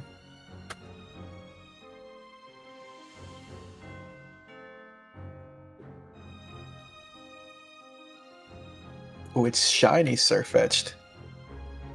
Yes, it is. Looking fancy. Now, once again, this is a best of one set in this singles format. Goldango going for the Make It Rain early special attack drop, but Brick Break coming out scrappy into this Goldango. They are able to chip each other about the same. Air Balloon is popped on the Goldango, however, which is significant potentially later on, affecting its ability to swap in. I wonder... This doesn't get like Vacuum Wave or Mach Punch, right? Hits. No, it doesn't get. It gets no priority except for first impression, which doesn't do anything if it's not activated the first turn that it's on the field. Gotcha. Okay. So now in this position, yeah. Oh man, both were really just exchanging some big hits. I want to say it was a good lead by Arceus. You know, every time that we see Alola Ninetales face off against Goldango, we always see Goldango lead into Alola Ninetales teams. And by bringing in the Surfetch and chipping it down this much, that means that this Aurora Veil is probably going to go up multiple times over the course of this match. Very good point. So especially with this Slush Rushing. That makes it very interesting. Ooh. We do see the Samurott come in its place, and a Ceaseless Edge goes up against the Chestnut, chipping it 15% health. I'm not the as spikes familiar do with go up. Chestnut's moveset. Yeah, I mean, Chestnut, it's really nice defensively. Of course, resists any of the hits that would come out from Hisuian Samurott. Ooh, we see the Alola Ninetales come in. An immediate swap to Samurott here. As the snow starts, and spikes are shown to be damaging this Hisuian Samurott. These players are moving quickly in this moment. Now, Ninetales Alola does threaten with a Freeze Dry, I believe. Yes, yeah, it does get it.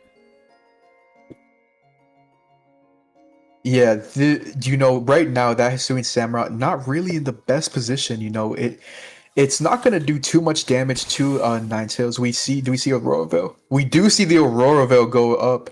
Oh, and a lot of Yip's Pokemon seem to not be running heavy-duty boots. We've seen Samurott take spikes. We've seen the Slowking Galar take spikes. Aurora Veil is up right now. Let's see. Does Yip have any hazard removal? No, it seems like those spikes those spikes are up to... I mean, neither does Arceus. So we're probably just going to see spikes go up on both sides of the field eventually. This Slowking is probably going to go for Chilly Reception here. Very likely that's what we end up seeing. I imagine that Arceus goes either into his Goldango or his Hisuian Samurott over here. I wonder... I mean, I suppose it depends on how scared you are about other things, but you could go for a freeze. In these battles, which can be so long, and Regenerator Pokemon can be so troublesome, I do wonder how often that happens. I have never seen that shiny, by the way. What? I like it. It is grayscale. It's so interesting. Oh, wow. I'm actually... Snow is up. Are we going to see them facing off against each other? Because Yip also has his own Arctozolt. What else? Nothing else in the... I guess Guard could come in. Guard could come in, maybe take some Bolt Beaks. Oh, but Arceus's Arctozolt is both behind a Veil and with the Snow defense boost. Oh, man. This is very scary, I'm sure. This is a really cool shiny. Let's see. Garganical does come in. Spikes damage as well here. Now, I wonder if Garganical can comfortably take these attacks. Do you go for the Stealth Rocks over the long haul here? It does seem like it could be extremely impactful. And man, after the last game where Hazards played such a massive role, we do see Dracozolt leave the field for Goldango as Iron Defense is set up on Garganical on the far side of the field. That will not help against Goldango.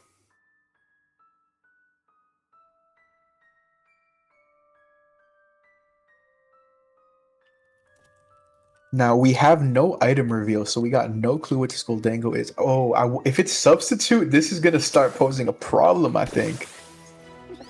We see Spikes take out the Goldango, and as I mentioned earlier, I thought that was a pretty solid place to be in after getting it down. No swap in for Yips as Goldango goes down. Hisuian Samurott comes in, is hurt by the Spikes as well. Yeah. The Make It Rain did fail, so it was a successful sacrifice, but... Yeah, I mean, it invites Yips, Hisuian Samurott right back in, so it was a good tactical sack right there. So his Hisuian Samurott is super free to just go for their own Ceaseless Edge and finally get the Spikes up on Arceus' side of the field. We see Ninetales come in. Snow is right back up. Ceaseless Edge does connect, and the Spikes are now up on both sides of the field. Surely what comes in is the Glow King for Yip's side, or for Yip. I wonder if as Arceus you kind of predict that for coming in. Hopefully he's been, hopefully both battlers have been keeping an eye on the Auroraville turns. I know I haven't. I have not either. They know to play around with that. I don't believe it's off yet. I think maybe there's 1 or 2 turns left. We see the other opposing Hisuian Samurott counter the Glow King swap. Both Pokemon taking Spikes damage now. Yeah, extremely free to just set up another layer of Spikes with the Ceaseless Edge right here. Very likely he's going to land into Chestnut. Do we see a double? Maybe. No, we do see Ceaseless Edge. Second layer of Spike goes down on Yip's side of the field. Every Pokemon will be taking, I think it's 18% damage. Let me just quickly confirm. It's 1/6 of the opponent's HP. So whatever... Sounds about right what you said. 17. Oh, 16.6.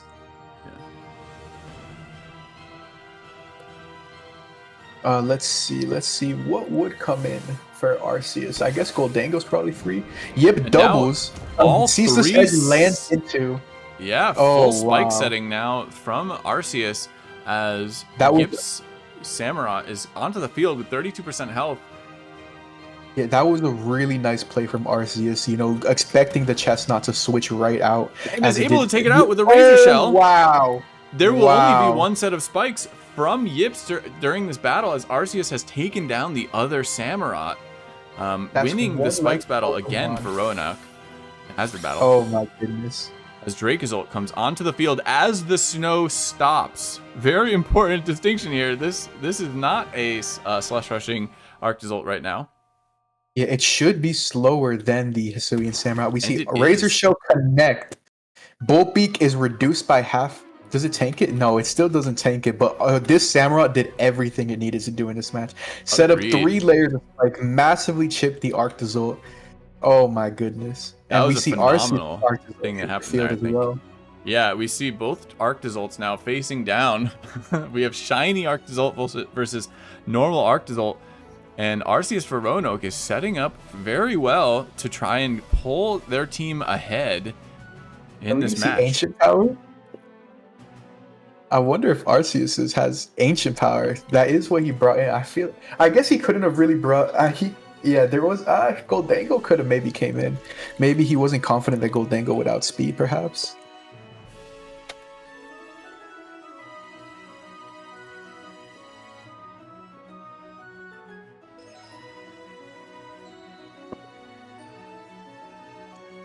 Checking these moves. I wasn't familiar with this moveset either. A lot of coverage, a little more coverage than I would have expected, I suppose. Almost nothing in terms of like support moves. But here we see a swap from the Yips Arctozolt as an Ancient Power does go out, no Omniboost. Now, I wonder if Blizzard or Freeze Dry comes out and if that would be able to pick off the Chestnut here. A little bit of leftovers restoration coming from this Chestnut.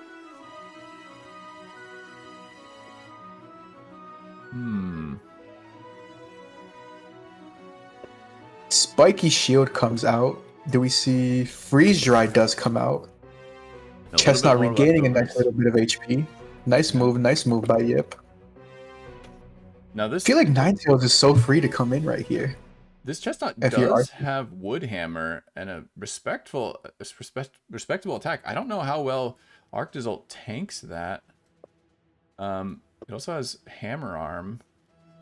Actually, Arctozolt looking solid, but it doesn't have the snow boost right now. I don't know if I would leave my Arctozolt in here.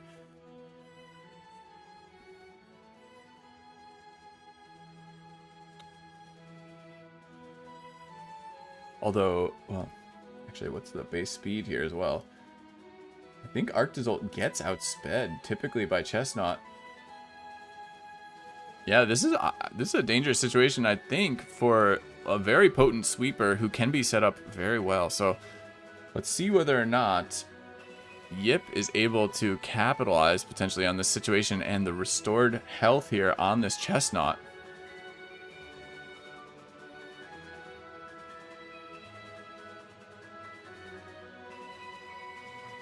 We do see Arctozolt leave the field for, as you say, the Alolan Ninetales coming in, taking spice damage, and getting leech seeded. Chestnut trying to restore as much health as possible right here. Chestnut should very freely be able to get its way all the way back. If it goes for a spiky shield, it probably restores its way. Oh, it doesn't. Auroraville goes up. Is it going to Woodhammer? Seed Bomb coming out. Not doing very much, but the Leech Seed will chip even more into this Ninetail. 83% health now for Chestnut and 37%. I mean, Ninetail's going down significantly during these turns. We do see it leave the field as Goldango comes in. I think Goldango fully walls opposing Chestnut.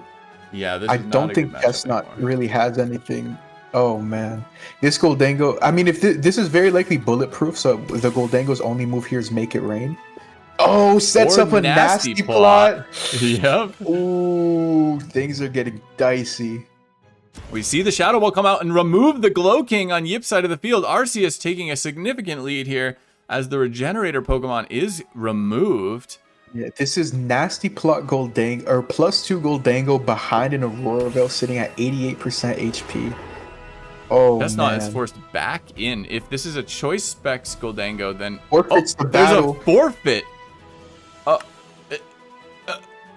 It looks like Yip just had nothing for the rest of the match. Well, okay. Roanoke taking a lead after dropping the first game to SquirtleSquadMC. They are now up 2-1 against this team. I just had a thing for this. It didn't get saved in the right folder, apparently. Give me one moment. I don't know where the numbers went. No worries, no worries.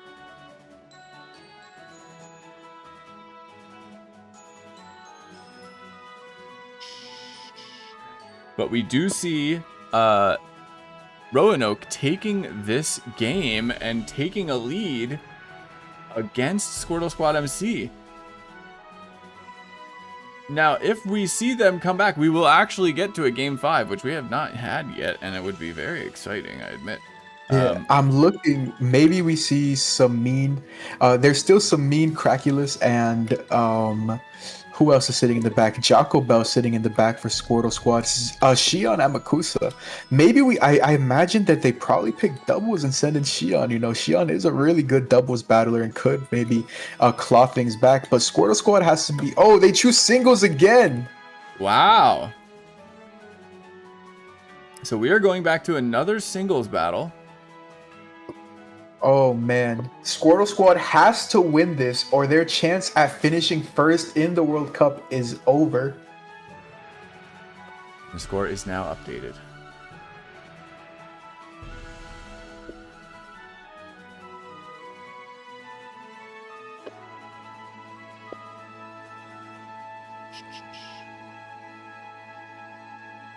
Singles battles. If Squirtle Squad can battle back here, you see them standing here looking cool in their suits, their onesies, and their glasses. But they can't be feeling too cool. Well, that guy's kind of feeling pretty cool, I bet. I love that skin. And on the far side of the field, Roanoke, who I understand maybe where they're coming from, just because Roanoke hasn't had very many singles battlers throughout this entire tournament, but when you're down hopefully they just know what their win conditions are here and who they're sending out, who's their strong battler in this moment. These best of Lady fives Kit are Kat, testing the Lady Kit benches. Kat telling them just needed to choose a format that y'all Roanoke battlers could relate to. Oh, What that's was that? amazing. In the game chat. Oh man, that's so funny.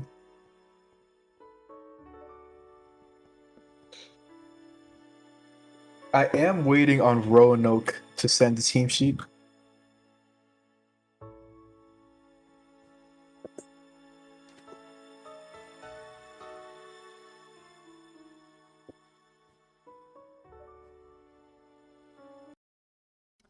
Oh Novo, man, Roanoke has. Oh, while we're waiting go here, for it. I just wanted to ask you, the 19th is when we will be having the finals, correct? Yep, this Saturday, folks. This Saturday, we will be having the first place match. Tropomon has already secured their spot in the final, so the winner of today's match will be facing off against them. It's either going to be Roanoke looking to face off against Tropomon for the first time in the tournament, or if Squirtle Squad is to make it through, it is going to be a rematch. They were the first team that both of them faced in the tournament, and we could potentially see them be the last ones that they face. Oh my. Tropomon did come out on top. I believe it was a 1-2 best or in that best of 3 set. So that would definitely be another really interesting match to see. Oh man. Well, it all comes down to this, folks. If Roanoke can secure the victory here, it will be over. And we will be looking forward to the finals on Saturday.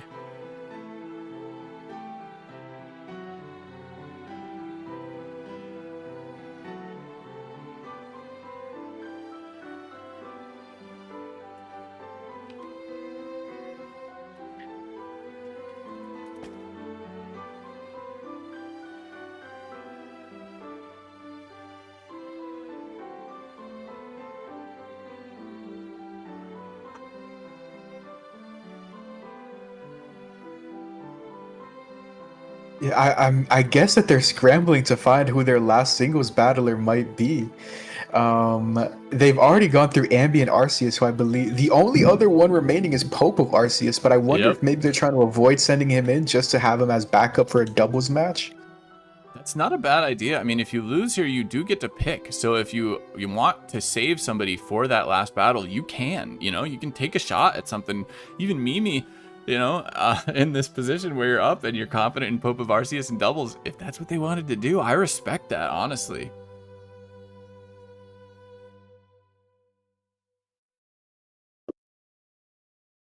Let's see who else. We have Toffee Jam for Roanoke. They play doubles. Maybe we see them switch over to a singles match coming up. Who else is able to battle for that team? I think it's literally just Jixie's is also around. I believe he was a substitute. Maybe we see them make their tournament debut.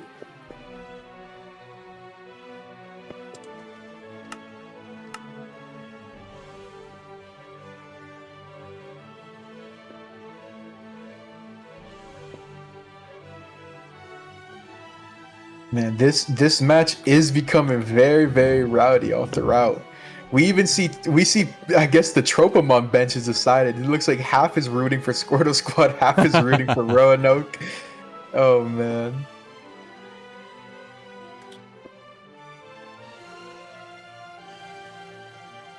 I gotta say, either way now, if SquirtleSquadMC comes back from behind here, that's impressive. But Roanoke has already been coming back from behind. So, you know, either way, if you're Tropomon, this is a good threat. This is a good setup for this matchup, as Tropomon was able to win 3-1 in their best of 5 yesterday. But here today, we're already seeing a little bit of a more reluctance to go down.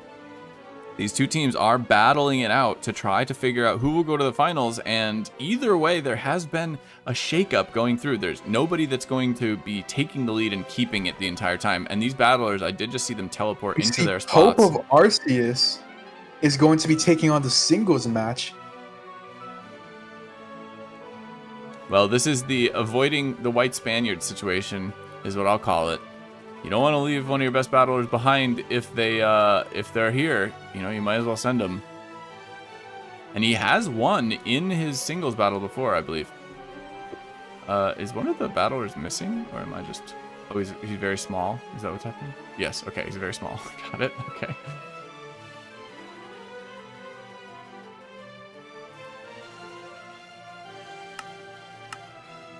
And I will be getting these poke pastes to you once I get them. Yep, I am still just. I mean, we have the battler sent in. It is going to be Pope of Arceus, but we are waiting for the match to actually begin. Gotcha. I mean, I am still waiting for them to send the sheet. Oh, I have finally received the singles team.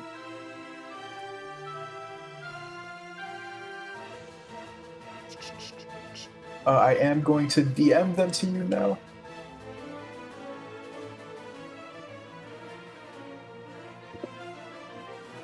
Now, let me know once you're free to share them in the chat whenever. All right.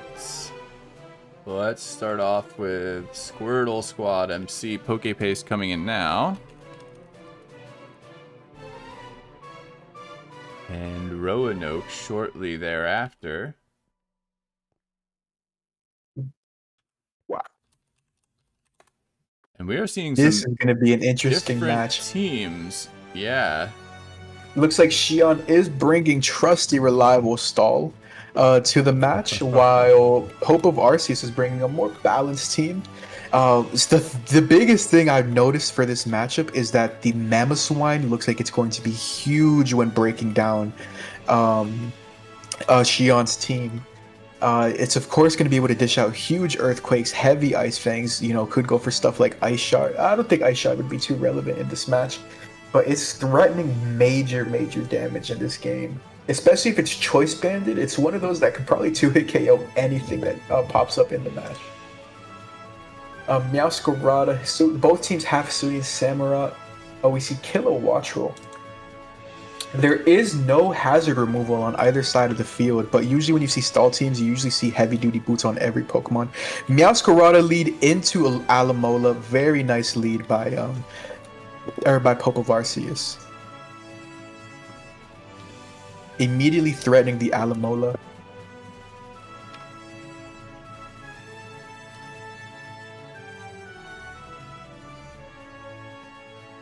Ooh, if this is Trick. Oh, did I crash? I think I crashed. Did the server crash? I couldn't select the thing. Crash? Wait, did the storm knock out our server? Oh no. Well, at least that was on turn one if something did go wrong. Yeah, it looked like we had a nice little crash there, but these trainers didn't reveal too much, at least. Yeah. Oh no. Let me check out what ended up happening. Thankfully, we got Heroku around. Hopefully, still, just in case. Oh no. Now we have had concerns because on the East Coast, storms have been brewing, and you know our server is hosted on the East Coast. It looks like it's finally knocked out. Oh man. So that is the first time we've had any sort of actual technical difficulties like that. Yeah, that's the first. Oh, thank God that happened in turn one. Yeah, it would have been so bad if it happened. Imagine a stall match and it happens on turn 100 or something like that. No, I don't want to. Thank you though. Oh my God. Sorry guys, I'm a little embarrassed right now. Oh, there's nothing that can be done about that. I think we just set it back up, and these trainers, you know, I mean, maybe we just ask them to make the same start, as we didn't see any moves come out. There's no danger there, but yeah, we will have the same lead. So it will be Meowscarada and Alamola lead. Beautiful. Server is back and totally fine, seemingly. We'll see. Beautiful, beautiful. Maybe it's just the server knowing that stall is coming. Who knows? All right. Hopefully that doesn't happen again. Fingers are crossed. But we will have a new rematch here.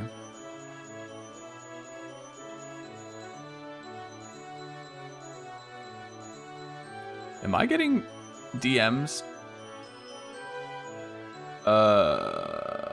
If you're,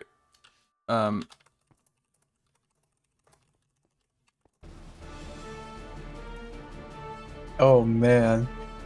Maybe we're getting some sort of a hack midway through. They know that we're on the big screen right now. They're trying to send a message to World Cup. I haven't seen a private message in this format of like this this server, but I think Pope was messaging me.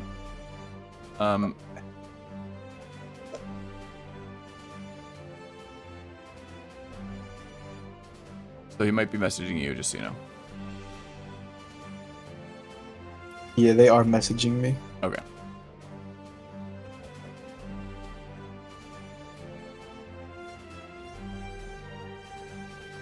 Oh, Oliver, thank you. Yeah, I see that now. Yes, that was not something I'm used to seeing yet. All right. These battlers are back in team preview. Right back. And this shouldn't take very long, man. I don't think, because, well, we've already seen the leads, and we know what they're going to be sending out. And we see Ambipongus, god of CWC. I'm dead naming, I apologize, I did not mean that. Getting in there. Roanoke is very fired up here, I will say. They seem very confident. And now we see a protect out of Alomomoa on turn 1 as Meowscarada is locked into its knockoff. Or, I don't know what I said, knockoff. Curious to see if it is locked. It could also be bluffing a potential. We see Whirlpool come out. Another knockoff comes in. Aloe And has Alomo. lost his leftover. Oh, it's not choice. And U-turn comes Wow. out as it gets off the field. And Glow King is now here. So do we expect maybe like an expert belt or potentially even boots, since neither of them are rocking much removal, I believe? Yeah, I think heavy duty boots is very, very likely on for Pope's team. Or for Pope's Meowscarada. And now we see Glow King, the 2 regenerator Pokemon, facing down against each other. Yeah, it should be very Glow King very free to set up a future sight. We're probably gonna see future sight and then chilly reception the very next turn. Maybe we see Toxic come out actually. Aloe definitely wants to leave the field right here.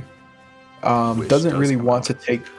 Yeah, I imagine Clodside. Oh, Guard comes in. We do see the chilly reception. Pope keeping up pressure by making sure he has something nice in the lead.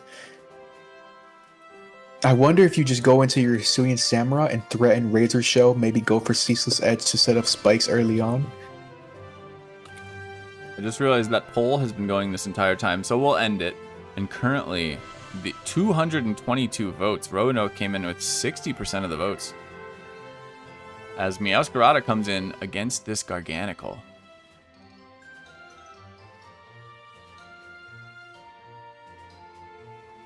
Now, on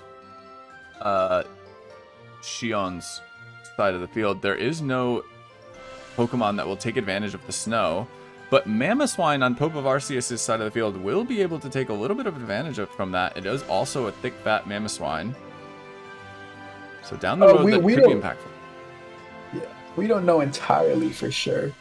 If it's thick, fat, could be... Oh, you're right, you're right. Oh, probably is. Probably is. It could be Oblivious. I think that's the only other option it might run.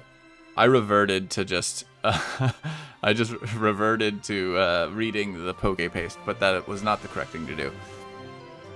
And Ginjam, you cannot change your vote anymore. I'm so sorry. We did have that up for a very long time. So while I respect the choice to not vote for Stall, it is too late. You have made your bed, you must lie in it.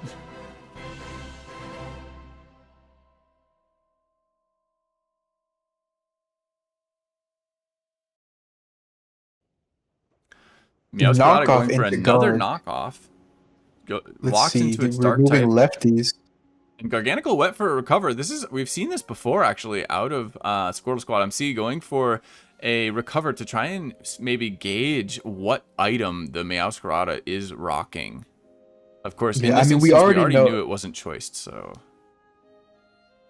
Yeah, I mean, it is able to take knockoffs a whole lot easier now. True.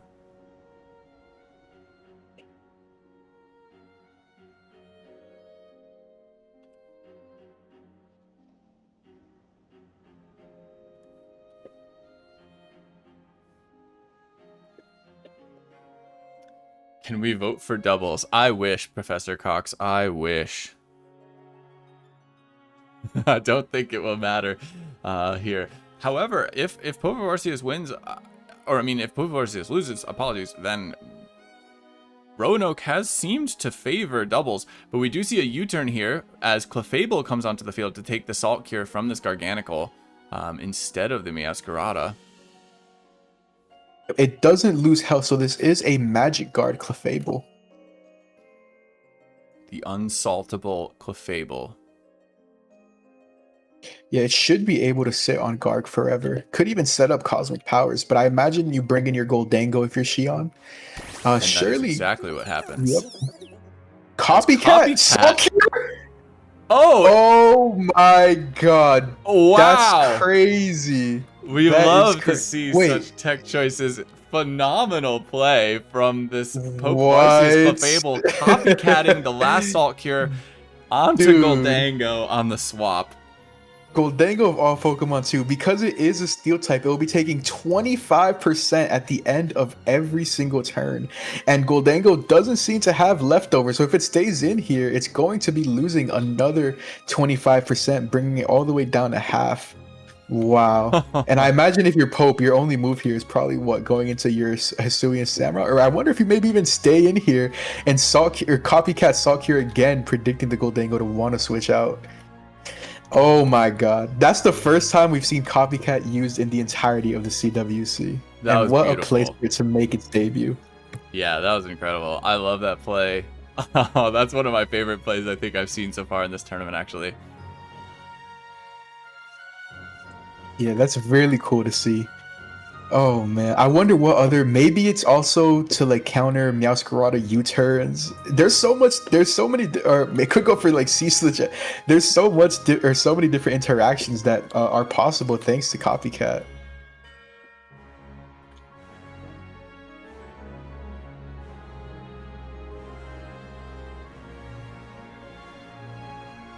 And we do see a swap.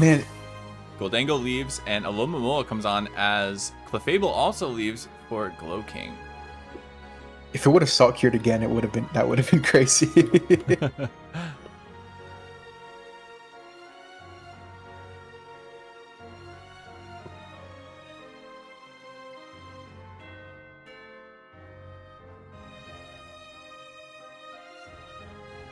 There is so much trash talk going on in this server right now. It feels like as Tropomon is joining Roanoke on that side of the field. And nobody, thank you. Yeah, no non current battlers onto the field. Wish comes out from Alomomola as Toxic goes onto the Alomomola. That's that's a huge Toxic to throw off. Oh man. Now, it's real unfortunate. It's real unfortunate to get your Alomola Toxic. I guess Shion just wasn't expecting it because he does have 3 Pokemon on his field that are on his side that are immune to the Toxic in Clodsire, Goldango, and the Garganacl. But it looks like Aloe is the one Pokemon you don't want to have badly poisoned, because it likes to, especially if it's Whirlpool. You know, Whirlpool means that it wants to sit on the field for a lot longer. It wants to stay in and trap the opposing Pokemon, and now it's put on a timer for the remainder of the match. We do see Chilly Reception come right out. Pope of Arceus is still going to be in a position where he kind of controls the momentum. I imagine either Meowscarada or Hisuian Samurai hits the field. With so many knockoffs going up, I'm a little surprised. Mamoswine. We do see the Mamoswine come out. The Wish goes through onto an already very healthy Garganical, and this match, which has been relatively even with a few nice plays, of course, by Pope of Arceus. This is the first time we've seen the Mamoswine, which as you said earlier on, is threatening massive amounts of damage to Shion's side of the field. Yeah, if it goes for something like, battle. even if this is a fully Fizdef Garganacle, even if this is max attack choice banded Mamoswine, it shouldn't go down to a single Earthquake. If the Garg does decide to stay in, I highly doubt it goes down this turn. Maybe would want to go for Salt Cure. Maybe wants to. Oh, I'm not sure. I'm not sure. Did we see the rocks go up on this match for either side? We have not seen any. I don't think we've seen any spikes go down on either side yet. Yeah, no spikes, no stealth rocks. Yeah, Earthquake is just looking mighty threatening right now. It's going to do major damage to literally anything except the Chestnut. But of course, Chestnut is then threatened by the ice moves that that Mamoswine could be wielding. Yeah, I think we've seen. I do expect that if we see spikes or stealth rocks come out, it will be very impactful here. There have been, I think, 3 knockoffs already successfully used by Pope of Arceus. Garganical, Alomomola, and I believe one other have been knocked off, which not. I don't know how impactful that'll be in the end. I believe Goldango was the third I'm thinking of, which lost its air balloon. Maybe, or maybe that was the last game. Oh no. But this is going to shape up here, and you can see that these players are taking a moment to think about it. You don't know what this Mamoswine has got, but we see a swap to Aloe as Earthquake comes out and is absorbed pretty efficiently, 26% damage. Yeah.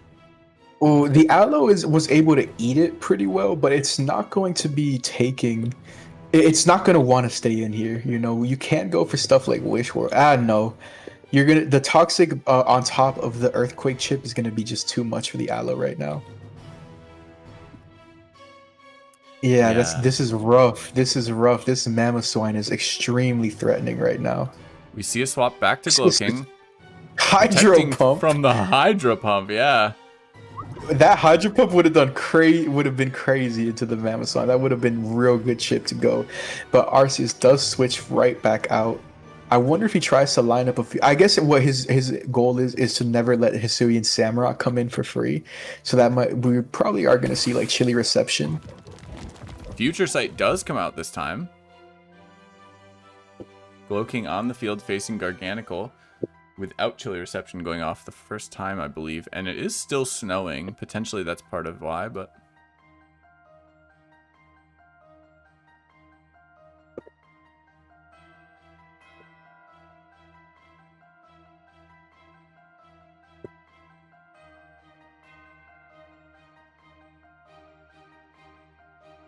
Look at Gengar's little feet while he floats in the air. I don't think I've seen that before. Earthquake comes out from Garganical, taking Gloking to 40% health as Chilly Reception does come out, moving him off the field for Mamoswine to come back in the snow. Oh, as the snow stops, I apologize. These are still going to be heavy Earthquakes that are going to be dished out.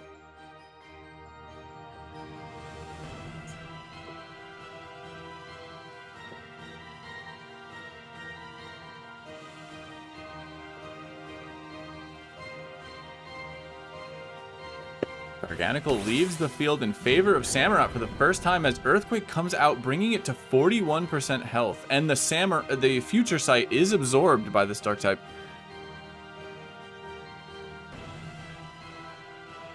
A significant sacrifice of health here still, though. It's a big hit into the Samurott. I wonder if this is Choice Scarf Memo, it could take out the Samurott right here. I wonder have we seen it switch moves, or it's only been using Earthquake so far? We've only seen Earthquake so far. If this is Choice Scarf Memo and it takes out the Samurott, I think that might be the move that sets Pope up for victory here, because that means no hazards are reliably going to be going up on for Shion, and this is looking dangerous right now.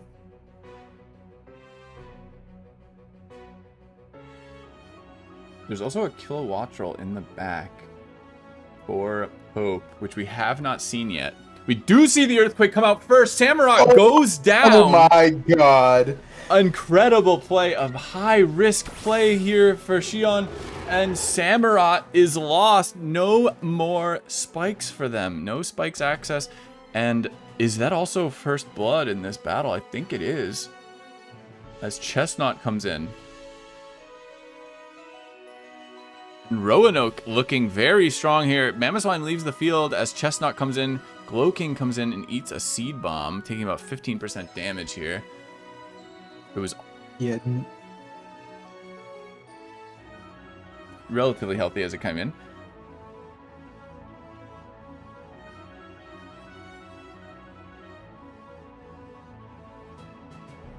Now I'm curious. The only thing, no, I guess both Goldango and Garg are. Clotseye would also threaten the Slow King. I wonder just how impactful the Samurott going down is. But aside from the Glow King on Pope's side of the field, it wasn't really going to threaten too much damage, I want to say. Well, now that Future Sight can't be absorbed is the only thing I can think of as being potentially rather impactful. Oh, yeah, very true. Future Sight would do major damage to both Clotsire and Chestnut. Yikes. So there is a lot of pressure mounting on Xion, I think. And we see a swap to Garganical, and another Future Sight does come out from this Glow King. So in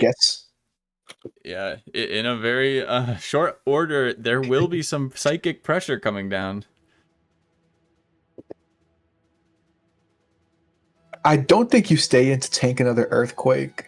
I feel like hazards at some point have to go up on the field. I'm shocked that we haven't seen we've only seen one hazard come up, and was it a layer of spikes, or am I mistaken? I don't think anything yet, actually. Oh yeah, there's nothing yet on the field. Yeah, that Samurott not getting off at Ceaseless Edge, and Mamoswine comes back out here as Iron Defense goes up for Garganical, hoping to turn around this Mamoswine, I suppose. But yeah, we haven't seen Pope's Hisui and Samurott hit the field, I don't think. Yeah, Garg is setting up the Iron Defenses, but we do have to remember that Pope does have the Meowscarada, which can Flower Trick crit through it in the back. We see Clefable come right in.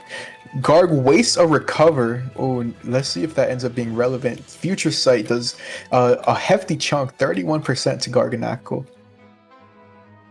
Oh, is the Clefable here just to copycat the salt here, I'm sure, yeah. Oh, wow. Yeah. Unfortunate if it goes for that we didn't catch it, but Mamoswine comes back in as Garganical leaves. That was an impactful turn. I want to say, if this Goldango is not Choice Scarfed. Oh.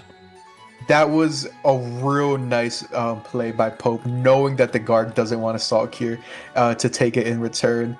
Mamoswine Choice Scarfed is right here again and is threatening another big Earthquake. Oof. Now, last time they used the Samurott to absorb, this time Chestnut comes in to take the Earthquake and takes about 18% damage. So, well able to take this Earthquake. Yeah, I imagine Slow King comes right back in for Pope of Arceus. So yes, it does. Regenerator, restoring tons of its health right now. Yes, it is back healthy after being down around 35% earlier. Leech Seed does come out from the Chestnut into the Slow King. And Chestnut leaves the field as Garganical comes out. Chilly Reception for Slow King as well. Pope will be repositioning once more as Mamoswine comes back out. Yo. And it is chipping away at this Garganical. I mean, so this Garganical was at 100% last time, and now it's at 69% here. I don't think we've seen the Garganical get hit by an Earthquake yet, but Alomomola instead comes out as Ice Fang goes and misses the Alomomola. Yeah, not too impactful. Aloe would have shrugged it off either way.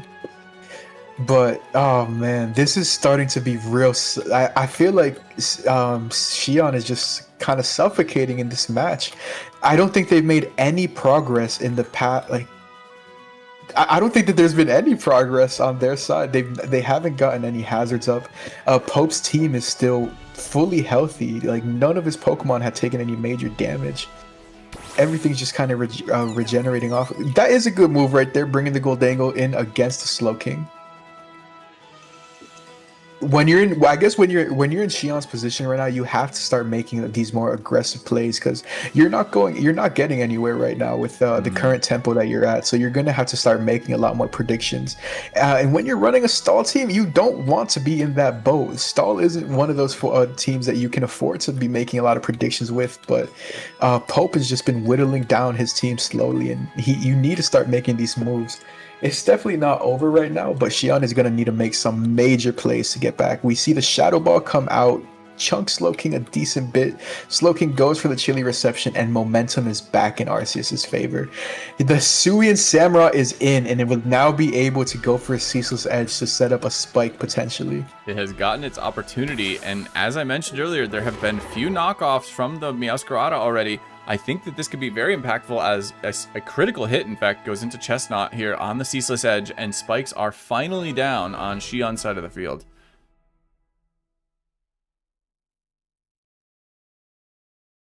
We do see a swap to Kilowattrel now against the Chestnut. Leech Seed comes out, but this Kilowattrel is threatening a few different Pokemon, I think, on that side of the field. Alomomola specifically.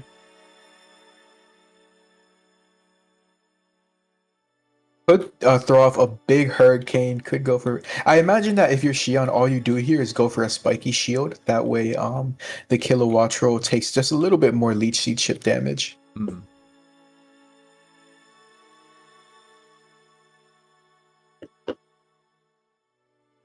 Do we expect a Kilowattrel to be choice item? Oh, well, you see swap to Mamoswine to avoid the chip as Spiky Shield does nothing. Well played by Pope of Arceus here again. Not letting up the momentum. Yeah, I mean, Chestnut is very free to just go for another spike. Oh, but he reads that and brings in the Slowking Galar.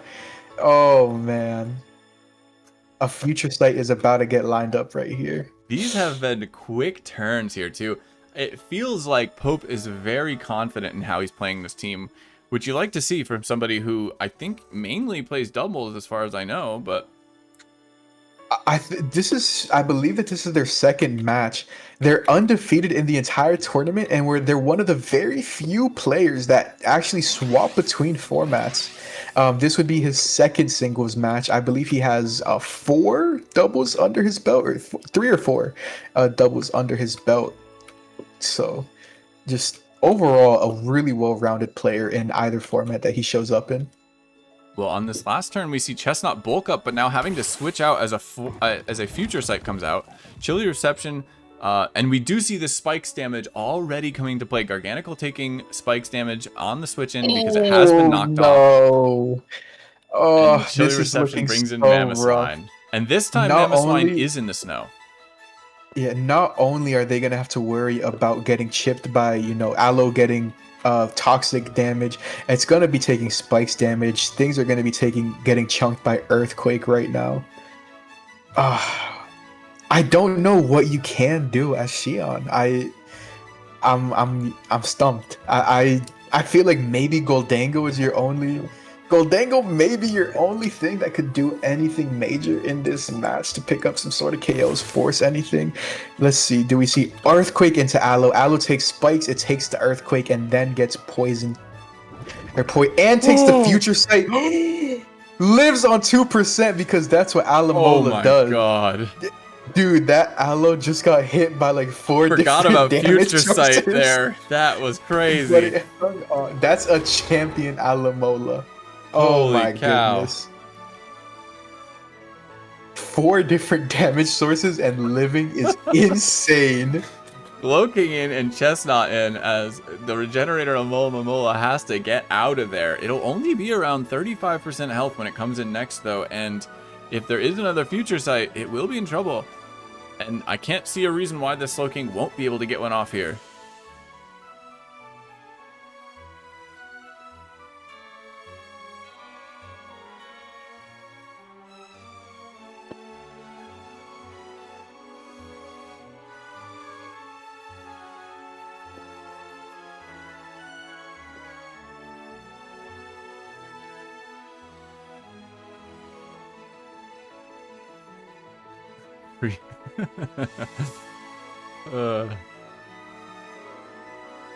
These players are taking a moment to reconsider, as a lot has happened in the last few moves, actually.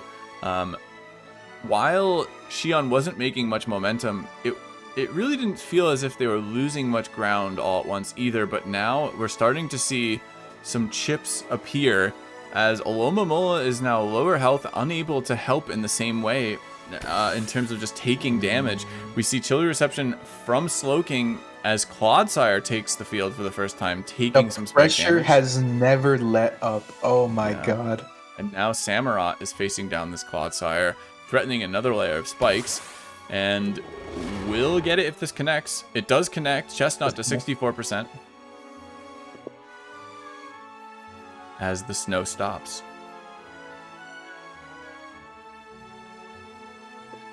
This is a rough watch right now, man. I can't see anything happening for Xion from here on out. Aloe is probably gonna go down the next time that it hits the field. Leech Seed missing here for Chestnut. That's so unfortunate, man. That's so unfortunate. You don't need things to go against you, and missing moves just keeps rubbing salt into. Chestnut leaves as Future Sight comes out from the Glow King. There is a lot of pressure coming here, and as you said, Pope has not let up, and it has felt as if this game has felt as if Pope has a very good handle on what this match is like in terms of how how to play against Stall. I suppose he has been Toxic Spike got set up, keeping the pressure on the whole time. Yes, Clodsire does get Toxic Spikes up here. Ceaseless Edge coming out. 3 sets of Spike now on Xion's side of the field. Do we get another set of? No, we don't. We see Earthquake come out. Importantly, Clodsire doesn't have goes down to the Future Sight. Yep. I do want to mention, even though the Toxic Spike did go up, Glow King can literally come in right here just to absorb the spike. Yeah. Xion saying GG in the chat. Yeah. Are they going to forfeit? Or are they going to play it out? Leech Seed looks like they're playing it out. When there's a will, there's a way. Moves can still miss. Pope can get booted off somehow. Maybe the storm hits him. Is that really the dream here? That's a sad dream. The server could crash. The lightning could strike the server. There's still a lot of... I guess you just run everything down until the final options here. In the semifinals, I think you do. You see Hurricane come out. It misses. Kilowattrel known for that in this set of 5. Yep. Volt Switch coming out. So it's not Choice Lock. Does crazy damage to Garg. Garg sitting at 20%. Probably can recover here. I think it just goes for recover, but anything for Pope is free to go into right now. Nope. Meowscarada onto the field. As Garganical does recover to 70%. We've seen knockoff into the Garganical to about 30%, but we have not seen the flower trick come out from this Meowscarada. But we do know it's not choice banded or choice locked. Or wearing a choice item. There we go. Yep, we see it go for the U-turn. Garg probably going to go for the Salt Cure here. Goes for another recover. Clefable does get poisoned here as the Glow King has not come back onto the field. Yep, but it is Magic Guard, so it doesn't worry about it at all. That's fair. Glow King comes in, absorbs the T-Spike. Garg sets up an Iron Defense. I imagine we see Future Sight, Chilly Reception start getting lined up, or just straight up Chilly Reception. Chilly Reception does end up coming out. We probably see Meowscarada come in to just hit it with Flower Trick. Kilowattrel comes in. Electro Ball? Did my voice crack there? I feel like it might have. No. I meant to say Electro Ball? Electro Ball? Volt Switch that's come out. Nope, just Volt Switch. As Clefable comes back onto the field. Salt Cure is used here. Was that what he was hoping for? The copycat Salt Cure is very free to go into anything on the opposing side. It's either going to hit into what? Oh, yeah, just Salt Cures into the Garg. Garg goes for another Iron Defense.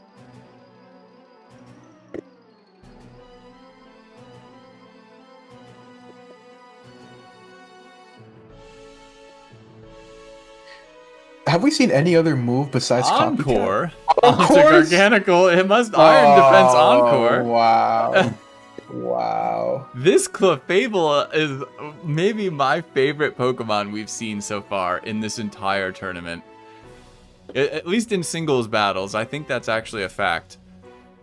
Yeah, And this Garg leaves is the not doing Garganical to itself as Garganical is pulled out for Goldango as Mamoswine comes onto the field. Big spikes damage onto that Goldango to 48%. And this is a Scarf Mamoswine. He can't stay. Chestnut comes back onto the field to take massive spikes damage as well. Earthquake to 20%. It's not gonna. Oh, actually, no. The leftovers will help it survive another turn. Maybe we see Spiky Shield, just to get a little bit more leftovers recovery. I guess Spiky Shield would invite in a Kilowattrel or something. Slow King instead comes in. Nice Leech Seed, getting your Chestnut right back up. King of longevity right now, but a Future Sight is inevitable, and we're probably going to see a KO 2 turns from now. Oh man, have any Pokemon gone down on Pope's side of the field? Do we know? Not that I recall. I don't think so. Nope. We haven't seen that Alomomola since it left at 2 or 3% health as well. You know, I don't know. If you're going to lose something, you do need to get something in on this Future Sight.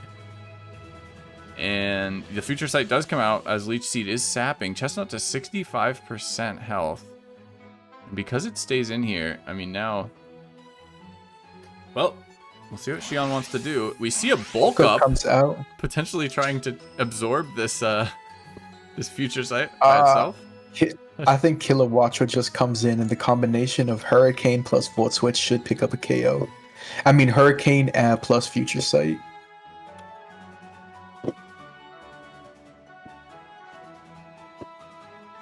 Even if the Chestnut does something like Spiky Shield to avoid... Oh no, we see Mamoswine come in. But I do think we just see a double right back out into...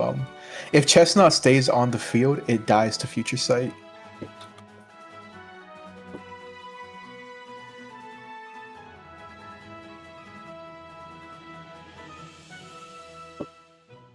The Earthquake comes out, not doing too much, 58% health there. Seed Bomb coming out. Mamoswine finally gets hit, and for quite a bit. As Future Sight also lands, Chestnut does go down. Yep, and Earthquake is free to just bring home the game. I don't think anything on Xion's side is going to survive these. I think we saw a Alomomola take about 17%, but I think it was knocked off, so I don't know if it lives in Earthquake and Spikes and Poison in one turn. I'm not sure. Yeah, it looks like Xion is resigning, it seems, saying, "Well played, Pope. Your team hard counters and you played better." Pope agreeing that it was a really rough matchup for Xion. I agree. This was a tough matchup. Mamoswine, of course, an incredible wall breaker. Earthquake takes out the Alomola. And it looks like Xion is gonna play it out just to let our Pope get the kills. Mamoswine picked up 2 KOs already. I guess Glow King took out the Chestnut, but it should now go for another free Earthquake here. Garganical going down as well. And I think it's what, Goldango? Yeah, Goldango remaining. This is Choice Scarf Goldango. No, it's not. It's out. Just sweeps. And there it is. Pope of Arceus has won it. Roanoke has secured the victory in this best of 5. They will be going to the finals. We'll see you on Saturday for the finals for that. This tournament has been going on for almost a month. The organizers, the players, everyone has been locked in. And look at the Gengar Fest. The fans are rushing the stadium as Roanoke secures its slot in the finals for the Cobblemon World Cup 2025. That was another game that ended in 4 matches. It just seems that every single best of 5 ends in game 4. Roanoke and Tropomon will be facing each other in the finals of the Cobblemon World Cup 2025. SquirtleSquadMC and Aureus MC are going to be facing off against each other for the third place match in the tournament, looking to still, even though they won't be able to pick up the trophy, they will at least be able to fight for a podium spot. But really, really well played all around. Incredible matches. The Gengars invading the field right now. Oh Agreed. man, And what Squirtle a Squad set! What played a match! phenomenally. As it was said there were some matchup differences there that gave Pope a very strong advantage during that battle, but all throughout, both teams played exceptionally well. Squirtle Squad has done incredible to get to this point, and they will be competed for third, as Novo said. But now, our eyes turn to the finals for Saturday, where Tropomon and Roanoke will show down. Novo, do you have any predictions for us for that battle? Is this a fair question to ask? This I will say this. I will say this. From the very beginning of the tournament, I always predicted a Tropomon versus Roanoke finale. Oh, Even before the group stages, I feel like those were always my favorites to make it to the finals. But I have no predictions here. Both teams are so stacked on both sides of the on both formats. I think it would very well be the very first set that does end up running all the way to game or match 5. Two contenders that are extremely worthy of being there, stacked. Yeah. Oh my goodness, this is insane. We see Slippy in chat asking for the Pope versus Master Sans battle. Yeah, it is going to be a wild one. Tune in for that this coming Saturday, the 19th. That will be the thrilling conclusion of the 2025 Cobblemon World Cup.